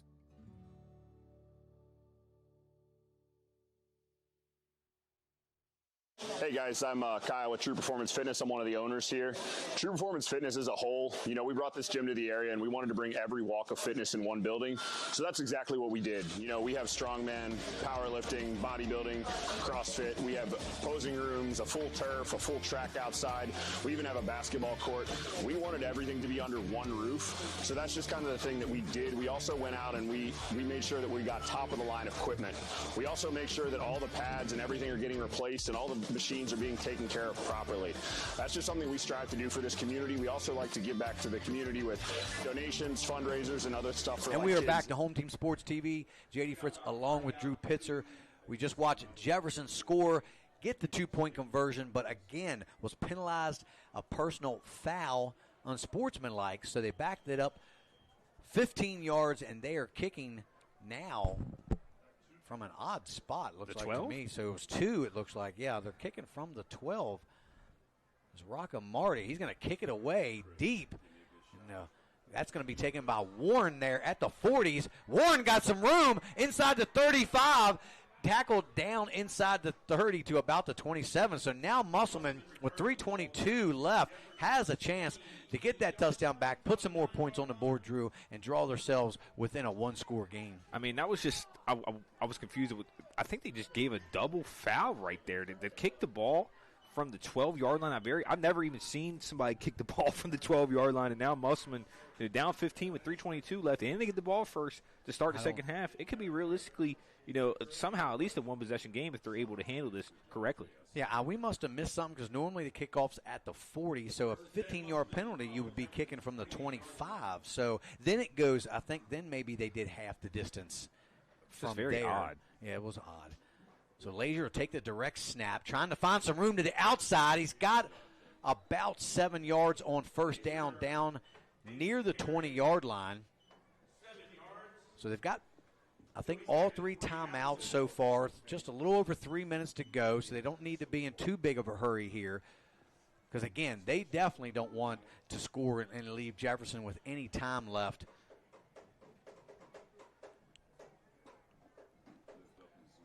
I think we've seen, at least 4 personal fouls already in this first half. Yeah, it's something like that. It's been absolutely insane. That was a great fake kind of counter action right there. First down, I believe. Nope.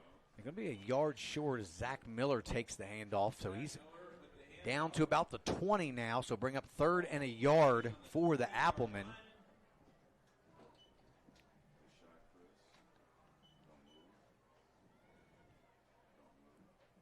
Yeah, so I'm still trying to figure out. Maybe we'll get word at halftime kind of what happened there that last series so we can kind of understand better.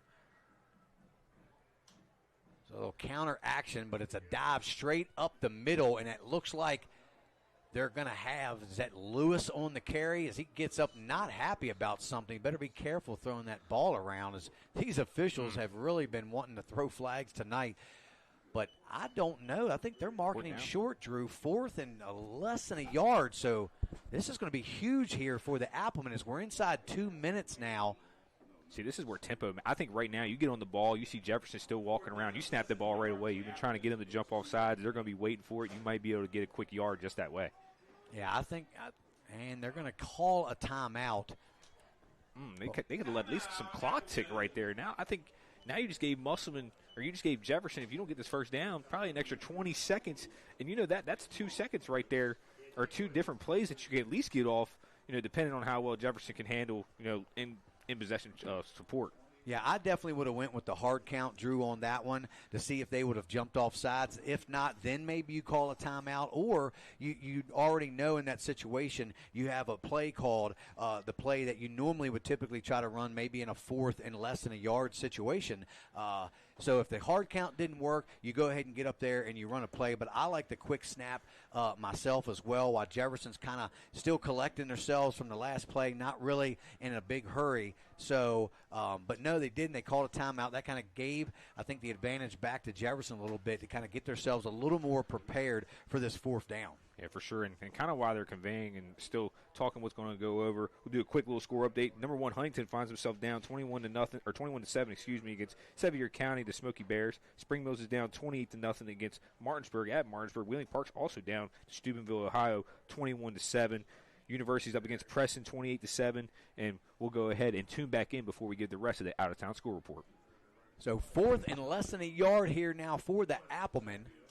They're going to take the direct snap. Lazier's got it. He pushes through, still on his feet, into the end zone for the Appleman touchdown goes Nate Lazier. A couple players down right there, unfortunately, but Nate Lazier just pulled his best impersonation of John Riggins. A little bit of Bo Scatabo, just wouldn't go down right there. Kept fighting to the end zone. It goes from a tough 4th down conversion to make it 22-13. We'll see if they kick the extra point right here and maybe go for 2 the next possession. Yeah, great play, and that's why I've always liked Nate Lazier running the football. He's not a real big guy at 175, 180 pounds, but he runs like he's a 220-pound running back. Always tough to bring down, as we've seen in the past, and he just was able to keep his feet driving, break a couple tackles there, and burst through Drew into the end zone for the Appleman touchdown as the kick is up and it is good with 1:30 left to go. Your score is now 22-14 in favor of the Cougars, but we're going to stay right here.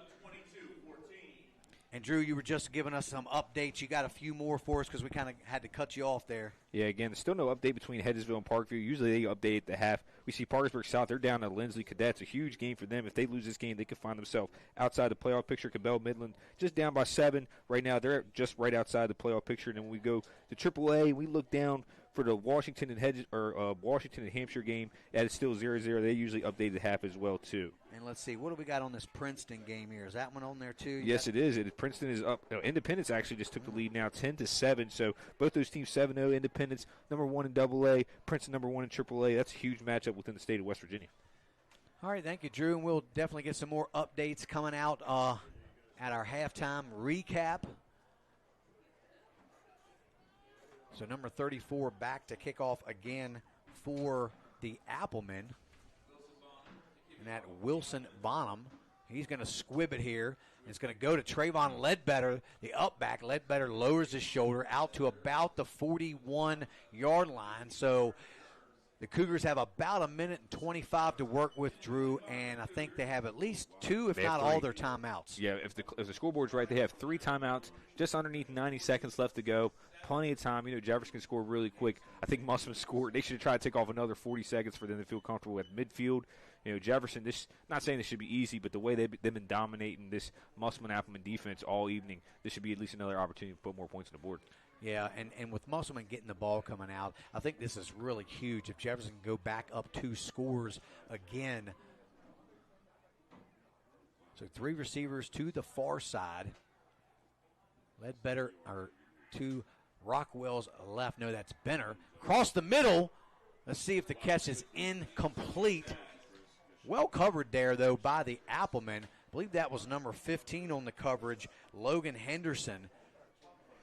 Yeah, just sophomore Henderson, definitely really active. He's also a ball hawk, too. He has a good future ahead of him. And Older King, give a shout out to him. I mean, he almost adjusted well enough to be able to make that catch. Just a little short arm. Again, Rockwell is more naturally a wide receiver. The fact that he can just step back there and they trust him to make those type of passes almost in double coverage is just remarkable itself to see. Yeah, and we've seen Oler King a lot more involved in this offense as well, with Tony Allen being out. So just trying to find, a bunch of different guys to step up and kind of take, his place. And we'll see if they try to take a deep shot. I would have liked to have taken that deep shot there on first, but they try to get the Appleman to jump. The pressure's on. Going to go deep they got Takeem Drake. He had him, but Takeem Drake, it looked like he lost the football. He slowed up right there, didn't he? He had a step, slowed up, and didn't get his hands out till the very last second, and as he's watching the ball fall to the turf. And I wonder if that might be a stadium-like issue, because anytime we see them running on this far sideline, which, wow, I'm surprised Jefferson just took a timeout right there. Yeah, why would you call a timeout when it was the clock would already stopped? Maybe they do have 2 timeouts in his 3rd down, so I understand it, but now you just burn one that could be critical. Say they have to stop the ball, they run the ball, and they get tackled in bounds, they're going to have to burn timeouts. Right. I think, that was kind of a careless one, but maybe, hey, they have something they feel really comfortable with. They get quick 10, 15 yards and get right back in business. You see, Ledbetter hasn't really played much this drive. Or no, I believe that's Mathis. No, that's Ledbetter, who hasn't been playing much this drive. They're going really with Benner back there more of as a blocking back. Right. And see, that's why, Drew, I like the deep shot taken on first down instead of second, because if you don't hit on it on second down, now all of a sudden you're in a 3rd and 10 situation, and if you don't get enough for the first, obviously you're probably going to punt here near midfield. So usually that deep shot for me sounds a lot better on first down, but we'll see what happens as there's 2 receivers to each side. Rockwell back to throw. He's going to have to step up and run. Nowhere for Rockwell to go. Well played by the Appleman again. That's Logan Henderson in there. Also, number 8, Eli Lazier, the younger brother of Nate. Yeah, I think Eli and Nate are both about the same. I don't know if they're twins, but I know they are in the same class. But again, that Eli, we don't really get to talk about him much, but he's a tremendous athlete himself, especially on the defensive side of the ball. Now Musselman is going to get the ball back with about 22 seconds left. They're going to at least take a couple more shots. 7 pass attempts this first half. They're definitely going to clear that 10 passing mark.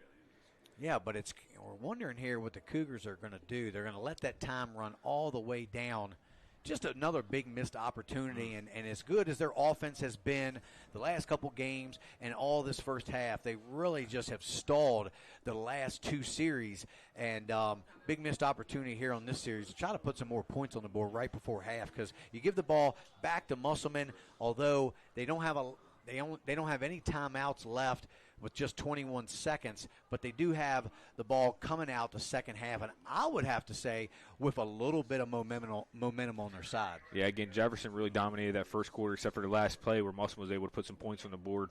Tremendous catch over there in the corner. But right now, I'd say the second quarter, Musselman has outclassed them, outcoached them, outplayed them. And, Jefferson is definitely the more talented team, JD. I think we're in agreement to that. But I think, what teams who aren't as talented can do if they do the little things right, how Musselman's cleaned it up, hasn't had a penalty this whole second quarter outside the personal foul.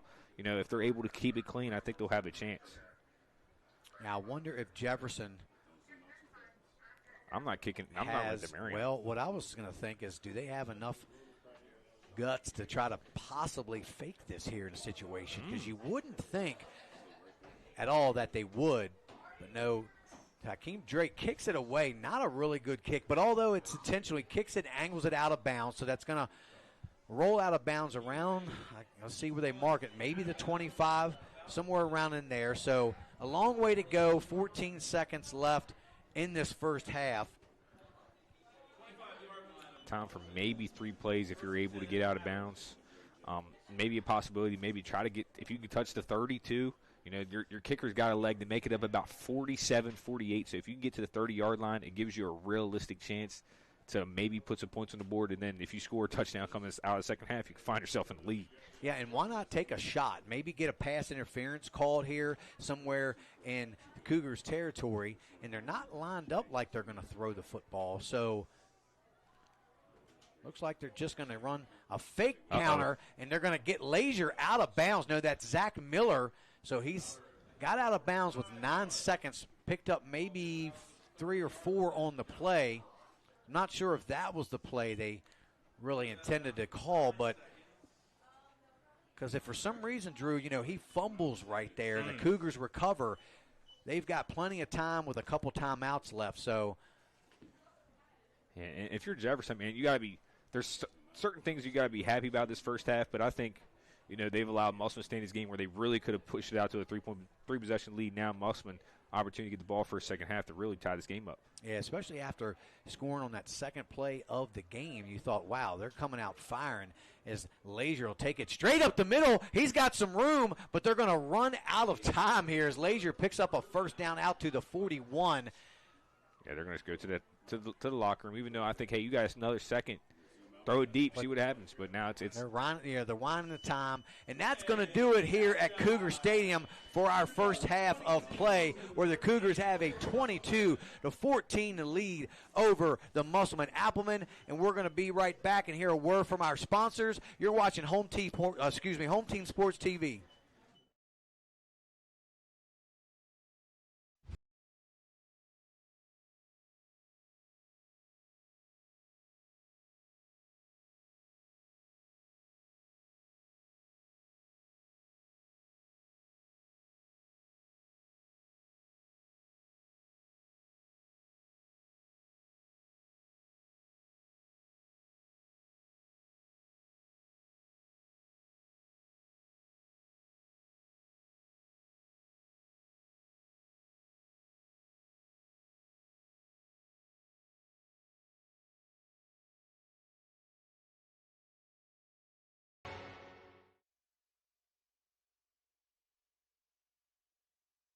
Here at Home Team Sports TV, we're here to highlight our local businesses and our student athletes and put them on a path to success. Through our social media platforms and our live event production, we look to shine a light on our local community and our talent from our student athletes. Home Team Sports TV is more than a brand, it's a movement. We're combining creativity, innovations, and smart solutions for companies of all sizes. With unmatched dedication and community focus, we're proving that the right exposure can lead to a successful future. And remember, we are Home Team.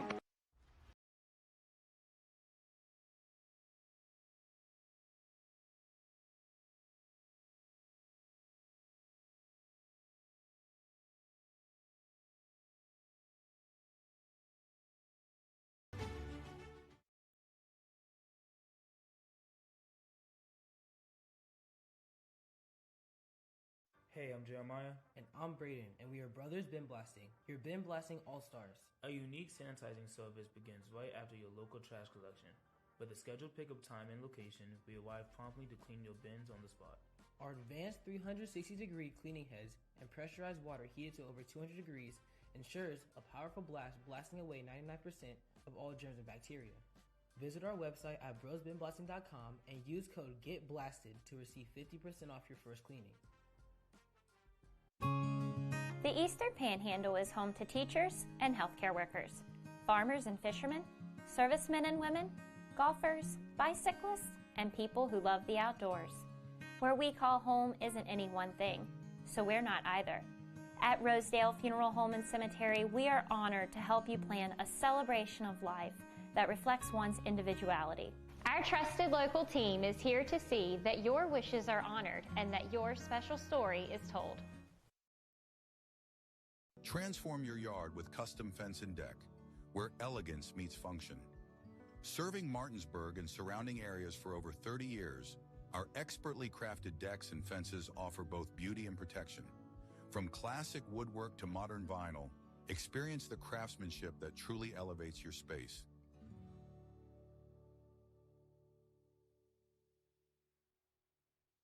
Hey guys, I'm Kyle with True Performance Fitness. I'm one of the owners here. True Performance Fitness as a whole, we brought this gym to the area and we wanted to bring every walk of fitness in one building. So that's exactly what we did. We have strongman, powerlifting, bodybuilding, CrossFit. We have posing rooms, a full turf, a full track outside. We even have a basketball court. We wanted everything to be under one roof. So that's just kind of the thing that we did. We also went out and we made sure that we got top of the line equipment. We also make sure that all the pads and everything are getting replaced and all the machines are being taken care of properly. That's just something we strive to do for this community. We also like to give back to the community with donations, fundraisers, and other stuff for like kids and the families around. So that's just kind of who we are as a gym, and we're looking forward to seeing you guys. This is Jimmy, General Manager at Ameritech Tire and Auto, here to serve you with all your auto repair and service needs. We are a family-owned business serving our community since 2003. We work on all makes and models from vintage cars and trucks to collectors to today's latest, newest vehicles. So stop in and see us at one of our 2 locations. See you soon.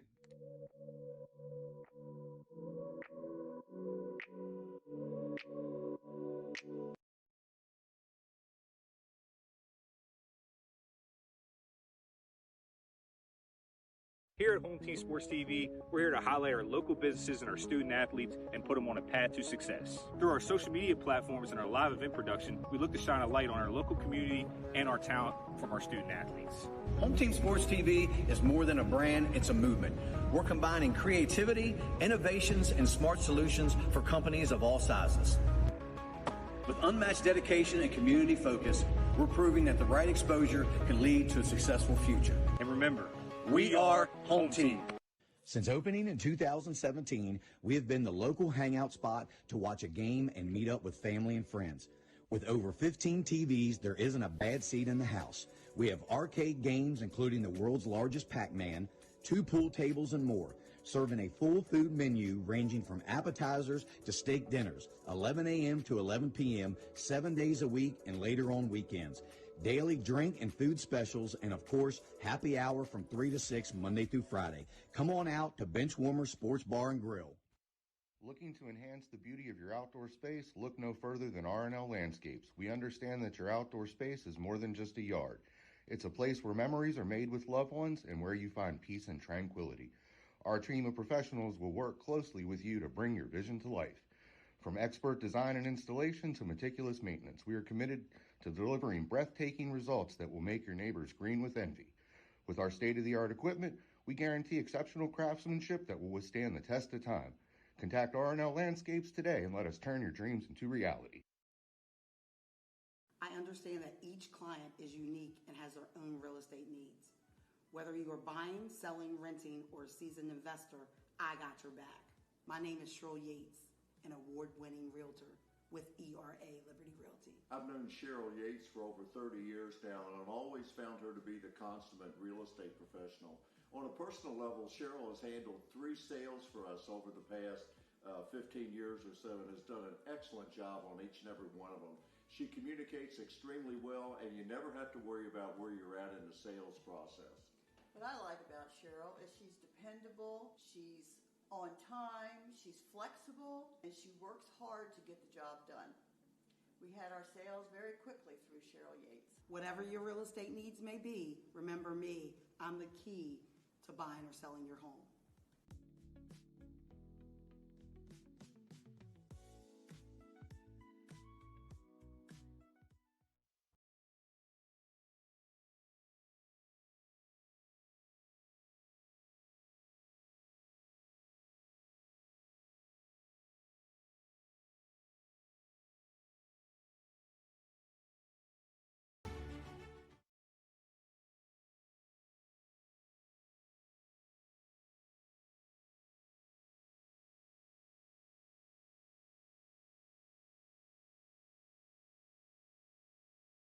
Buying or selling real estate? Katra Law is the local choice for real estate closings. In fact, we were honored to be chosen as the best of the best real estate closing attorneys for 2022 by the Martinsburg Journal. With offices conveniently located on Foxcroft Avenue in Martinsburg and South George Street in Charlestown, Katra Law proudly serves the Eastern Panhandle. Whether on the court, field, or in the classroom, we wish all of our student athletes a safe and successful. In the market for a new vehicle? Then look no further than CMA's Toyota of Martinsburg and CMA's Chevrolet of Martinsburg, all in one convenient location. We have over 350 new and used vehicles available, so you'll be sure to find exactly what you're looking for. And with CMA's Love It or Leave It promise and our lifetime powertrain warranty, you can buy with confidence. Visit us online at CMA's Toyota of Martinsburg.com and CMA's Chevrolet of Martinsburg.com, where owners just care more.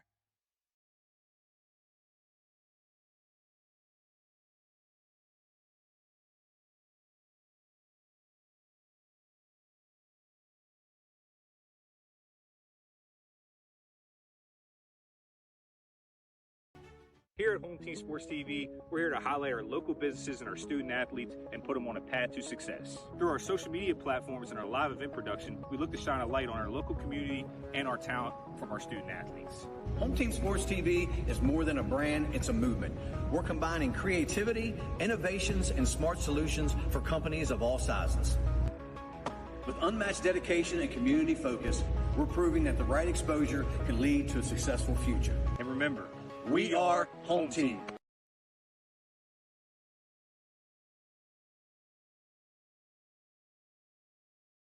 We are partnering with Home Team Sports to help our area high schools stream their game. And we just ask that you let our home team, myself, Jared Ferguson, the agent, Dylan Brewer, and our office manager, Yatna Almonte, help you and your home team. We have an office manager that is bilingual. También hablamos español. Puedes llamarnos para una cotización gratis.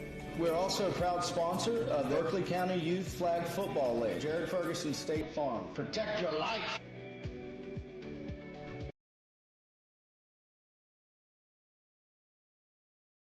Here at the barn, we have been making dreams come true since 1972, where we help women feel their most beautiful for any occasion, from pageant, homecoming, and prom gowns, to walking down the aisle in the perfect wedding gown alongside their bridesmaid and their family.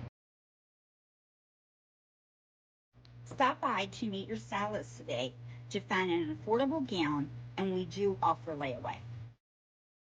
Welcome to Cookies and Milk Child Care Center. We have 2 locations conveniently located in Kernersville and Martinsburg. Our mission is to be the leading provider of higher quality care and education services for children ages 6 months to 12 years of age. We provide the highest quality child care available at an affordable cost. For more information, contact us at 304-901-2961.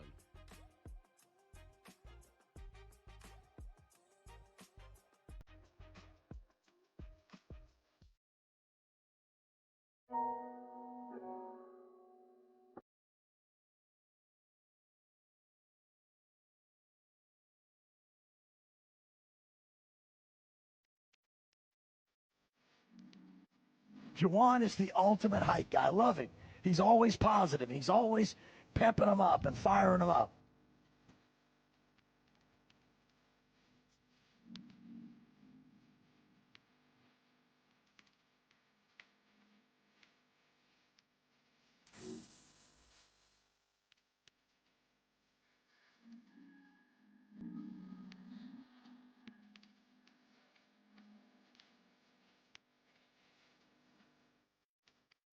job, Parker. Work, Parker. Work, Parker. Work, work, work, work, work, work, work, work, work.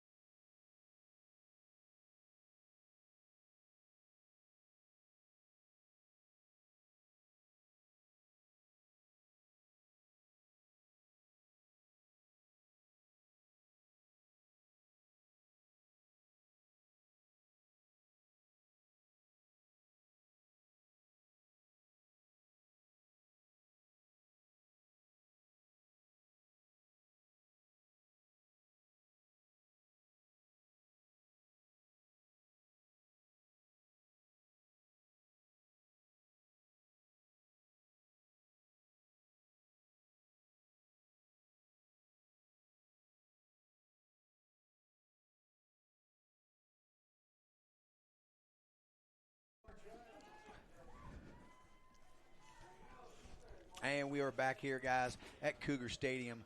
J.D. Fritz along with Drew Pitzer at the half, where the Cougars have a 22-14 lead over the Musselman Appleman. Drew, nice play there by the band. We had the homecoming court out at halftime, so really good there. We have some stats here to go over really quickly, but before we do that, Drew, I will let you go to the out-of-town scoreboard. Tell me what you got there. Yeah, again, and the second quarter is 28-13. Huntington is currently down to Sevier County. That's the Smoky Bears. And then we also have a score update from Hampshire High School. They're currently up 21-0 against Washington. So, again, Hampshire much improved this year. A lot of senior leadership on the team, 5-3, but only 15 in AAA. Spring Mills is currently down 28-0. That is at halftime. Wheeling Park is down 21-7 still against Steubenville. Again, here's 22-14 in Hedgesville. We still have no update. That is their homecoming as well. But Cabell Midland at halftime is also down 42-28. Big playoff implications for them as they're just right outside the playoff picture, JD. Yeah, and we'll go over just a few stats we have here at halftime for Jefferson. Rockwell, pretty good efficiency at the half, 195 yards and a couple touchdowns for him. Drake has 4 catches and 74 yards to lead the Cougars in receiving. Also for Jefferson, Lewis with a single catch, 66-yard touchdown, and Machado with also a catch and a 36-yard touchdown on the second play. On Musselman's side, leading the way is Nate Lazier with 11 carries, 79 yards, and a score. Miller throwing the football, just 2 for 7, 34 yards, but he does have that one touchdown as Demarion Warren for 12 yards, and so that rounds out the stats. Also, something that we need to note is number 17, Colton Shelton went down in that first quarter, Drew. We didn't even really talk about that with an apparent shoulder injury, so we'll see how that affects Musselman also here in this second half to see if he's going to come back or not, or if he's going to be out the rest of the game. We're not sure. Yeah, he's one of the toughest kids I've ever met. He's an insane competitor. He's going to try to, I guarantee, come out. He'll at least be dressed. You know, this is a big-time game for Musselman. If they want any hope of getting a home playoff game, I'd say both these teams now with their 3 wins are pretty much solidified at least being the top 16 team. I think they're just too good. And Washington or Jefferson plays John Chantlak next week, and that is going to be on Thursday. And Musselman plays Washington next week, and then they close out the season. Jefferson closes out against Washington, and then Musselman closes out against Morgantown. So opportunity for anywhere from 4 to 6 wins really for both of these teams. If they are able to get that, I think you can get 5 wins. That's for sure a home playoff game. But if Jefferson finds a way to get 6, I think they can find a way to even get home field all the way to about the semis. Yeah, definitely. They have an opportunity. It starts here tonight, getting this win at home against Musselman. And for the Applemen, they're in a good situation as well. Just outside the top 10, they can pick up this win against Jefferson tonight. Definitely would push them into that top 10 spot, Drew, probably going into next week. Yeah, completely agree. I mean, again, they've been super consistent, consistently moving the ball. Again, they've had a couple times where they've had silly turnover, or they also had a couple penalties there. You know, this game has kind of got sloppy towards the middle of that second quarter. Really picked up a little bit, though, towards the end of the first half. But really, I hope this game turns out to be everything we thought it would be, more just a one-possession game at half. You know, Jefferson had an opportunity to probably be up even 2 or 3 scores, but Musselman just keeps chipping away. Again, this is going to turn out to be a fantastic second half. I don't know if it'll live up to last week's second half and overtime, but I tell you what, I think we're tuning in for another classic. Well, we've already had a little bit more scoring than we both probably expected in this first half. But, you know, a lot of personal fouls, more maybe going against Jefferson than Musselman, but definitely both on both sides. So hopefully we see a little bit cleaner game between the two teams. I think the officials were throwing flags a little bit early in that regard just to try to make sure they had control of the game.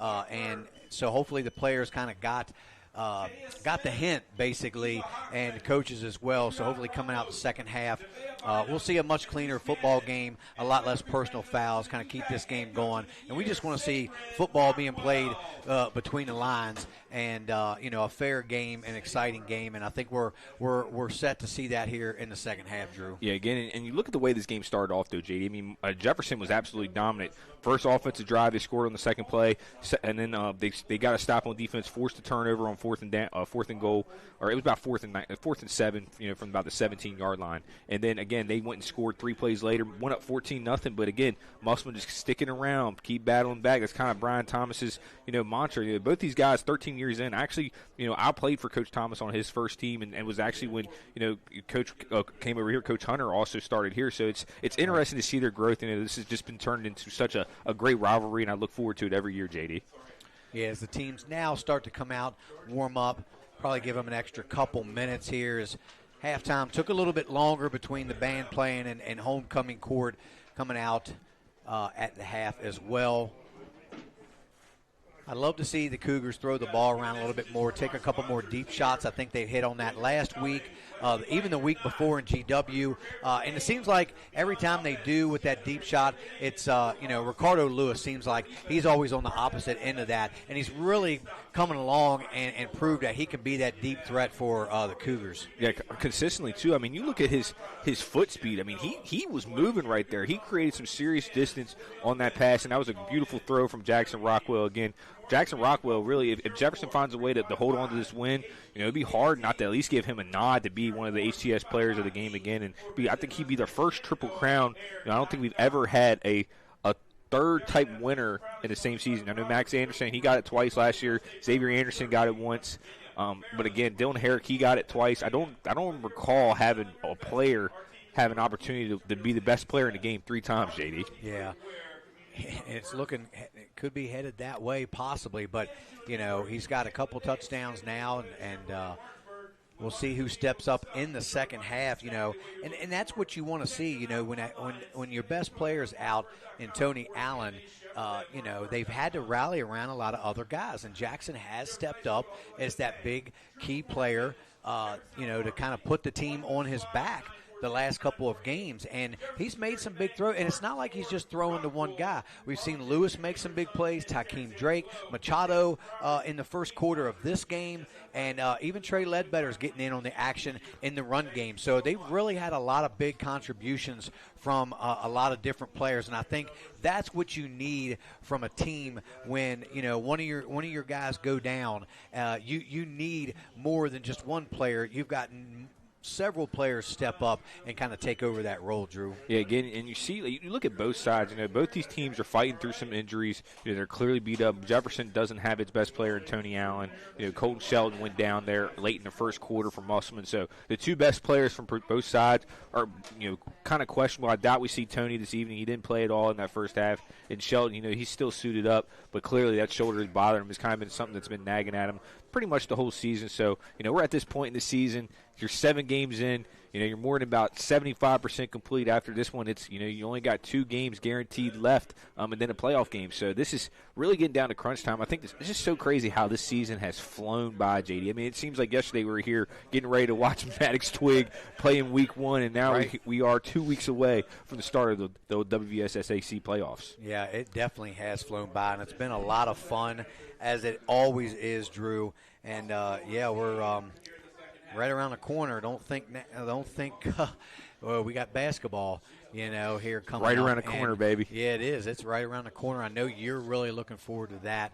And I, kind of stepped down last year, but I'll be back up in the booth with you for some games this year. Going to let you do a little play-by-play. Maybe we'll switch some roles this year. You do play-by-play. Maybe I'll do a little color, and we'll kind of alternate and see how things go. We're going to get a couple other guys in the mix in the booth with us.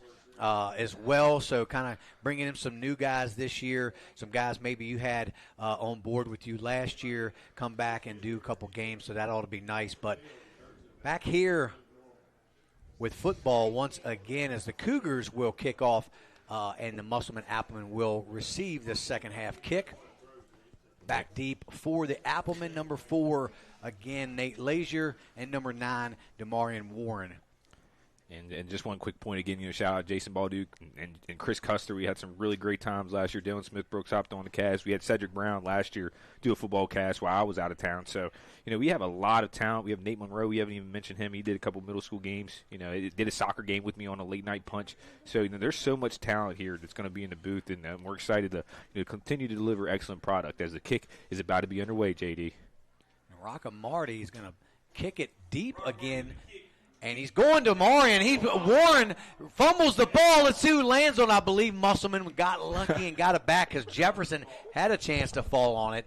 And I tell you, when everybody's running full speed, it's hard to fall on a moving football, Drew. If you've ever tried it, it's not the easiest thing you would think it is. Fall on the ball, recover the ball, but the ball just starts squirting and gets kicked over here, and So Musselman got it back nonetheless. So they will start this second half from their own 27-yard line. Sometimes it's better to be lucky than good because Musselman deserved that ball. Absolutely not. There is no chance they should have been able to recover back on that ball. And if Jefferson recovers right there, puts a touchdown on the board, really kills all the momentum that Musselman created towards the end of the half. We'll see how that momentum starts here as Lazier goes in motion. They're going to get a false start to start this second half. So not really what the Applemen wanted, is that they're going to back them up 5. It's going to be 1st and 15. So we'll see what Coach Thomas was to draw up. Again, you have a muffed recovery. You get a 5-yard penalty to start off with. This is not how Musselman wanted to get into business to start the second half. Yeah, and they're not normally built for, first or second, third and longs, although we've seen them be able to throw the ball down the field as something new they've kind of implemented in the offense. But 1st and 15, start 3 receivers to the near side, take the direct snap as – I believe we'll see if that's Lazier again or Zach Miller. It is Lazier. Picks up about 3 on the play, so bring up 2nd and about 12. Yeah, so you're still behind the sticks right here. Right now you really need to get a chunk play, but I wouldn't be surprised to see if they try to put this back on the ground, maybe make it like a 3rd and 8, and they might even try to run it again and make it more of a 4th and manageable because, again, I don't think they really necessarily look at the yardage and where they at are on the field. If they get to that 4th and 2 territory, they're going regardless. Yeah, and they really like going with this empty set. They do have Lewis as the up back. They're going to roll to the near side. He's going to have to throw it out of bounds as well covered there by the Cougars secondary. Zach Miller just had to throw it away. Yeah, there was no flags right there, no laundry out in the field, and right there, that's a play that we ran all so often at Musselman. Call that the sprint special. You have about 3 options. You have a short corner, an out route, and then you have somebody running a post route across the middle. 3 quick options. You don't have nothing to throw it away. So bring up a big 3rd and 12 now for the Applemen. Be a good start here for the Cougars defense. They could get off the field with a 3 and out as they come out again with 3 receivers. Interestingly enough, is Zach Miller, who typically is the quarterback, out split in the slot there. And Lazier is going to take it himself and see what he can get. Lazier's busting through near a 1st down. He's going to be a couple yards short. So that's going to bring up about 4th and 3, Drew. Big decision here, but I don't know that you would want to try to go for it against this Cougars defense deep in your own territory. Yeah, this is a 4th and a long 3. This is like 3.5. This is, again, 3.2 is their magic number. I think this is right at that 3.2 marker. So they're going to definitely try to get them to jump off sides. They've already got them to jump twice. And, one time they did get away with it, too. So, Jefferson, it looks like they're well aware of that. This is one team. Jefferson is really intelligent when it comes to their football IQ this year. Yeah, and if they don't jump, I'm pretty sure, Lazier they're going to go for it here, Drew. And he doesn't get it, and he's going to be short. Yeah. So kind of a risky decision there on the Appleman's part. It doesn't pay off, but works out really good for Jefferson as they'll take over in good field position. Yeah, again, you look at that spot, they get about 1.5 yards away. So if they were able to get an extra 1.5 yards from Lazier, that previous 3rd down, which I said I wouldn't be surprised to see him run it, I think they have been in a better position now. Really put your defense in the bind, and Jackson Rockwell getting back to work, probably the scariest player in the state right now. Yeah, and I'm really surprised at that. You punt it away. It's still only a 1-score game. Pin the Cougars much farther back. Real risky play that did not work out. That's going to be a play they're going to come back and look at if they end up losing this game. Yep. So 3 receivers to the near side. Rockwell back to throw on 1st down. Out here to the flat. He's got Olerking, breaks off a tackle. Olerking inside the 20, down near the 15. So good play on 1st down as you see Olerking starting to really become a go-to guy here for Rockwell. Yeah, again, and I saw somebody throw a football down towards the 20 where the official was standing. I thought the official threw a flag right there. But, again, great play from Jefferson. They had just a triple option route right there on the side, made him make a play. Great read there from Rockwell. That was about his 2nd option, I believe.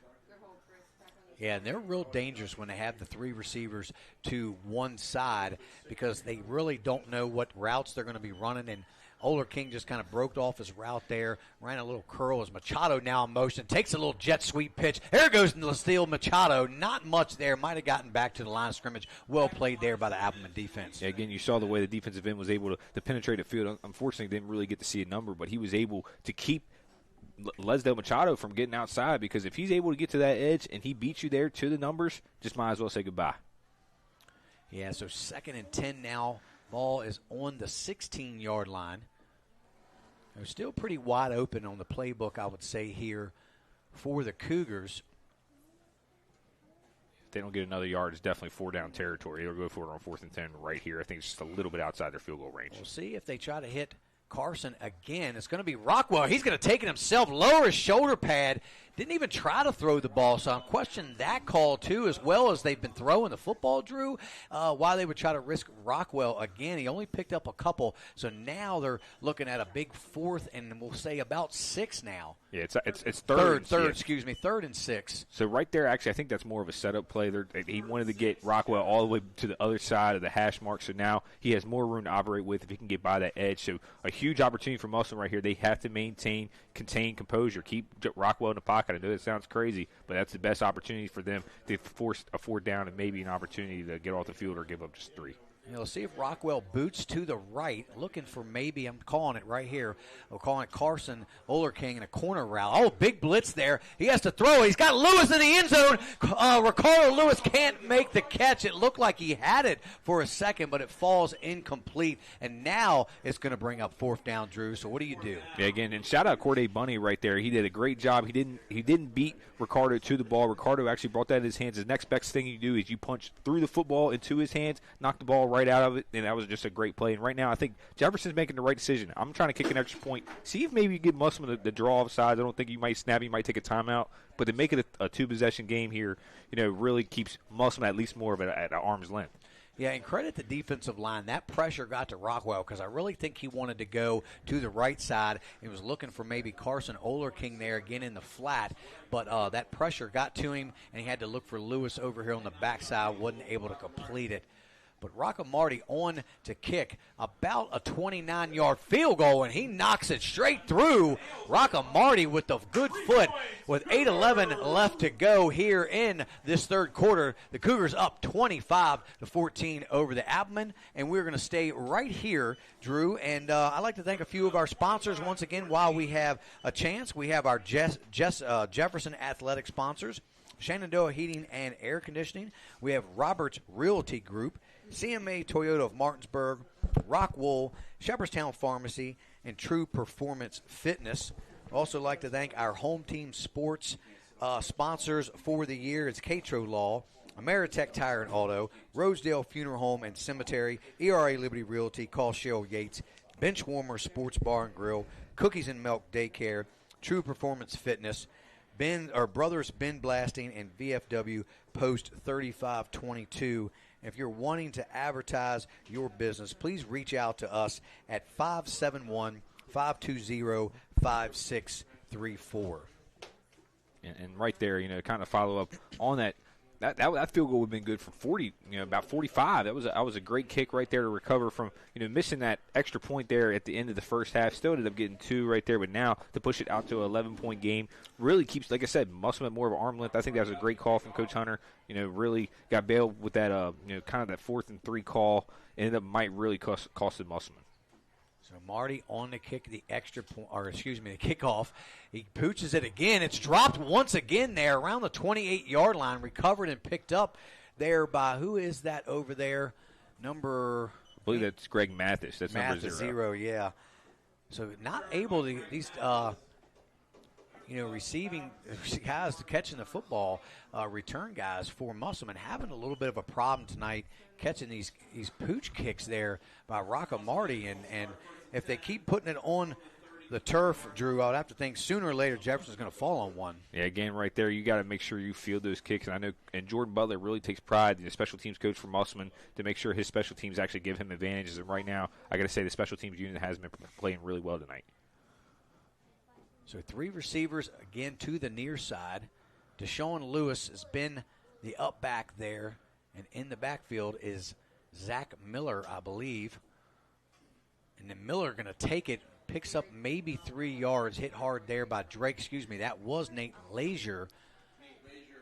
And you just see they've kind of, unfortunately for Musselman, they don't have that counter back where they were handing it to Colton Shelton, who's still out with that shoulder injury, and it kind of limits some of their play calling a little bit, Drew. No, it extremely does. Like you said, I talked to both the defense coordinator and the head coach, and Brian Thomas and Wes Smith, and both said that is the best football player that we have. It's just unfortunate to see just a huge rivalry game to see if Musselman can be able to make it up. And it looked like a little bit of movement there on the line by the Applemen, but no flag. And it ends up being, what looked like a loss. Maybe got back to the line of scrimmage. It's going to bring up third now for the Applemen as the defense of the Cougars have really started to step up now as Musselman's just kind of struggled moving the football. Yeah, again, Leland Benner, a really quiet, great game. He has at least 5 or 6 total tackles here this evening, a couple pressures. He's really been disruptive for this Cougar defense. Another huge third down. Again, they're going to try to get 4 yards probably right here. It's 3rd and 7. Let's just call it 3rd and 8. This could be, just danger zone right now for Musselman. Yeah, luckily they only allowed or gave up 3 points that last defensive series, but still down 2 scores. 3rd and 7. A little bit of motion there by Miller. Lazier's going to take it. The pursuit catches up. A nice move inside, but going to be well short of that first down, Drew. And I would think after the last series that Musselman would probably kick it away this time. And knowing Coach Thomas the way I do, he's going to at least try to get him to jump off sides, and I wouldn't be surprised to see him go because right now they're at that 4th and it looks more like a 4. So right. I would punt this away. Well, it's worth a shot, getting them to jump at least, but it looks like Miller is deep enough there that he's going to pooch that kick as he takes another step back. So it definitely looks like they're going to punt it away here. He's going to take off with it, and that's Miller, and it looks like he's got plenty for the first downs. The Cougars just weren't paying attention, and they weren't ready for that one. Again, that was great blocking there from the Gunners as well. They really sold it. They ran up the field, got about 4 or 5 yards, then created the initial block, and Miller was just waiting for that play to happen. A lot of people want to rush that. Again, that was a great play call right there. Shout out my man Jordan Butler, my podcast partner too on one of my other pods. Great call right there. I love to see it. Yeah, and he just kind of nonchalantly ran to this near side, and as a lot of college, we see a lot of college kickers do, or punters, and they usually just punt it, running kind of to the side, and that's what Miller had done, and he saw daylight, took off, and was able to pick up enough for that Appleman first down. As now they have the ball in Cougar territory at the 47-yard line. Let's see, Miller's back to throw again, a little confusion there, not on the same page with DeMarion Warren as he runs a little hitch play, and Miller throws the ball deep and nobody home. Yeah, it's unfortunate, with the way that Miller can spin the ball, because that was a pretty ball coming out of his hands. He just, the way this offense looked, he hasn't really been able to develop him as a quarterback. And I think if they could have got to work with him maybe on his decision making, on his reads, allow him to be more comfortable out there instead of really just having 1 or 2 options on every play, I think it could open that playbook open for Musselman. But now 2nd and 10 finds himself behind the chains. Yeah, and it's just a shame they just, Warren seems like the go-to guy. I think he's had about, 6 or 7 looks tonight as Bunny's in motion. The handoff goes to Corday Bunny, trying to get to the outside, turns it up, maybe picks up 3 or 4, but we have a flag down inside the 20, about the 27. So we'll have to wait and see what that Jefferson is. I think that's going to be a personal foul on Jefferson. It looked like it was a little extracurricular. I don't think it should be, but I think that's what they might go with. They might wave this off because, again, it looked more just like a Jefferson defender got the best of Musselman right there. Well, and at this point, Musselman will take anything that they can get because offensively they've kind of hit a wall there. Hasn't really been able to move the ball too much. Had that fake punt. But we are going to wait and see what this penalty is going to be and who the penalty is going to be on. Yep. So they are marking the penalty off. Yep, if personal foul. So, I don't agree with that, though. I mean, I know that's the officials are trying to keep this in charge, but there was clearly something that happened right there, and Coach Hunter's not thrilled about it. Yeah, he's definitely going out to have a conversation with the officials. And I believe he's going to take a timeout. And we are going to take a quick timeout and hear a word from our sponsors. You're watching Home Team Sports TV.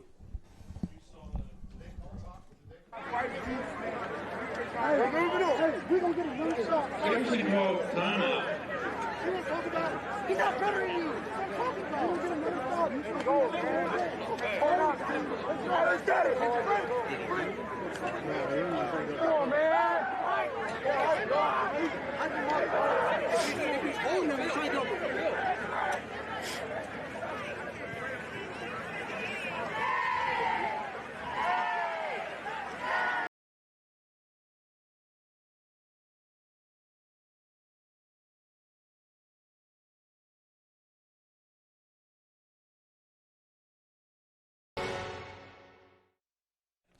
Welcome back to Home Team Sports TV. Drew Pitzer and J.D. Fritz here at Cougar Stadium. We just watched another crucial personal foul go against the Cougars, and that gives Musselman Appleman an automatic first down on the Cougars, I believe, 27-yard line. So fake punt and a penalty, Drew, now has them in what could be a potential scoring position. Yeah, again, if they're able to get a score on the board and make it, let's say 25-20, they'd probably go for 2 to make it a three-point game. They could find themselves really right into this game, just one stop away from being able to take the lead. Yeah, they've had a little bit of luck fall on their side as we've watched the Cougars do much better on the side of the penalties, especially these personal fouls. But I want to say that's probably at least their third, if not fourth. Well, they had a double personal foul early, so this might be their fourth, if not fifth, in the game. And they're lucky to still be ahead and up by 11. But that's what keeps teams around, though, JD. You're right. You give teams that are not as talented as you more opportunities. And Miller back to throw again. He's got a man wide open. He can't make the catch as Daheem Gidney kind of lost the receiver there. That was number 84 trying to make the catch. It went in and out of the hands of Tristan Burleson. And, again, I got to say, every time on this sideline, we saw Dakeem Drake happen. It's happened to him once last week and once today. And, again, with Burleson, it looked like he just lost the ball. All of a sudden found at the very end, just wasn't able to bring it down. But I know that's got to hurt for Coach Thomas and that offense. Yeah, he looked like he almost was able to make that catch, and just at the last second the ball comes out. That would have been huge for the Applemen if they would have been able to complete that pass. So now 2nd and 10. Still 2 receivers here to the near side. It's Burleson on the outside. Miller's going to go back the other way. Good coverage there. No flag. Incomplete pass. So that was that Oler King on the coverage over there against Demarion Warren? I thought that might be a little flag right there. We see you over here, Drew. We want a flag. We're not going to get it. As the former Musselman grad, I love calling this game. Calling for a flag. Because, 9 times out of 10 games we call every year, we're on the same side. We usually are aligned. But right now, there's a little cross in the road. And I can't help that I want these Applemen. You guys at home don't see it, but every time Musselman gets a first down or touchdown, Drew is doing jumping jacks in the press box. So we'll see who gets the last laugh. 3rd and 10 for the Applemen. His Lazier will take it right off tackle, picks up maybe 4 or 5 on the play, but he's going to be a little short, but it's going to bring up another big 4th down, Drew. And you have a kicker with the leg to be able to get there. Now, the accuracy is definitely something that, Coach Butler has been speaking on him. This guy's only been kicking. He's been more of a soccer guy, but he has the absolute boot of a leg. It'd be nice if you could put him in there and make this a one-possession game again, but it looks like Musselman's at least going to try to get them to jump and if they get anything to go right now. Well, they're a little out. Jump, but then if they do get him to jump, and then they'll probably try to get him to jump again because it wouldn't be an automatic first down this time with 4th and 6, I don't think. No, it definitely wouldn't be. This is dangerous. So Miller in the gun. He's back to throw. He's going to take off and run for it. He's under a lot of pressure there by Frank Turk, and he's thrown down for a huge loss on 4th down.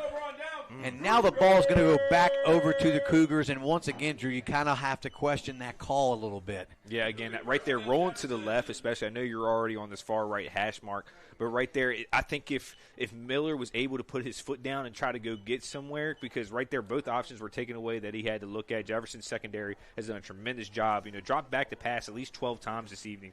Wasn't expecting all that. And just Musselman, again, they're going away from their identity. When they were running the football, keep eating clock, and now they're trying to score with Jefferson, that never turns out well, putting yourself in a real dangerous position here. Yeah, and I was surprised to watch Miller go to that side. There just really wasn't anybody to throw to over there after he realized that he couldn't run for it. But Rockwell's going to throw. And he's got Olerking in the middle of the field. Can't make the catch, but we'll see if it's a catch and then a fumble, which took a nice bounce right back up to Olerking, and they are saying he caught the football, lost it, and got tackled at the 50.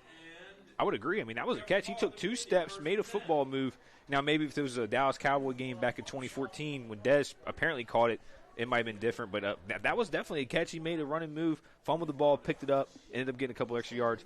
First down, Jefferson at the 40, just call it the 50-yard line. Yeah, a lot of strange things happening in this game, Drew, but Jefferson now in a good situation from midfield. 3 receivers to the far side. Rockwell back to throw, under pressure again, and he's not going to get away from it this time as the Applemen do a great job and sack Rockwell all the way back to the 41, and there's another flag, and I think that's just a little too much extra on the Appleman part, and I think they're going to give that yardage and that first down right back to the Cougars, Drew. Yeah, no, 100%. That was definitely – again, right there, again, when we spoke on it earlier, we said Musselman, they cannot be the ones that shoot themselves in the foot, but definitely, yep, there's the personal foul, but it's a double personal foul, so it's just going to wave itself off.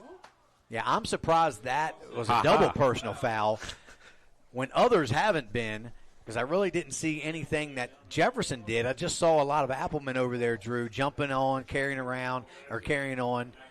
So I don't think that definitely looked I usually get some home cooking, but that wasn't much home cooking right there. That was soup kitchen in it. So 2nd and 19 now for the Cougars as 2 receivers to each side. Ledbetter been kind of quiet so far tonight. In the backfield is Rockwell going to throw the ball. He's looking for somebody. He's going to throw it deep. He's got Takeem Drake he drops the ball again. I'll tell you, it went in and out of the hands. Could have had a huge catch. I'm not sure it would have went for a touchdown, but Drake had the football. You're taught to go up and high point it, and that's what Drake looked like he did, but somehow when he went to tuck it away, it just fell out of his hands, and I'm sure he's going to want that one back again, Drew. Again, I mean, Takeem Drake's got to have about 4 or 5 touchdowns on the board that, that just didn't happen just because just a fragment of an inch of his hand placement. That was the fact that he was even able to readjust right there to almost make that catch is remarkable in itself. But right there, I know you wish to get that one back. 3rd and long right here. Musselman, if I'm them, I'm sitting back in a cover 4. Why are you playing any sort of press coverage right now? You got 3 receivers kind of bunched close together here on the near side. I'm surprised they won't flip the field.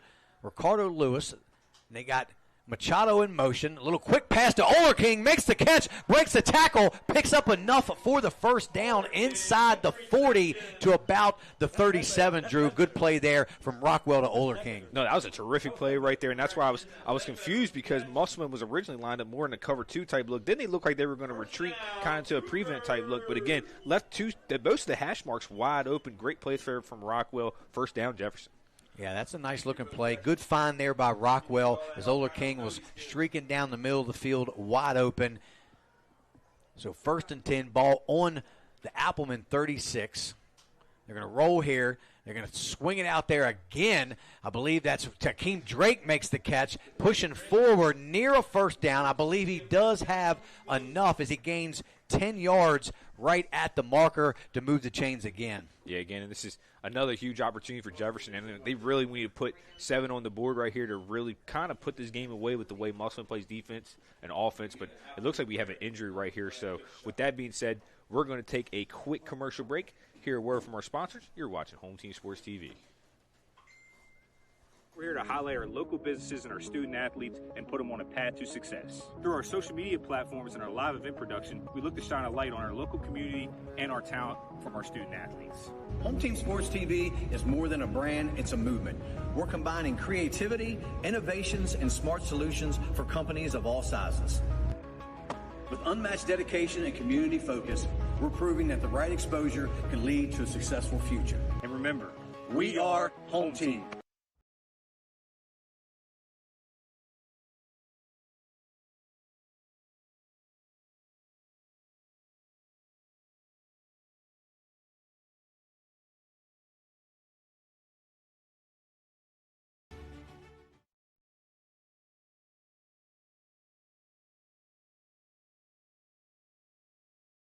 Hey, I'm Jeremiah.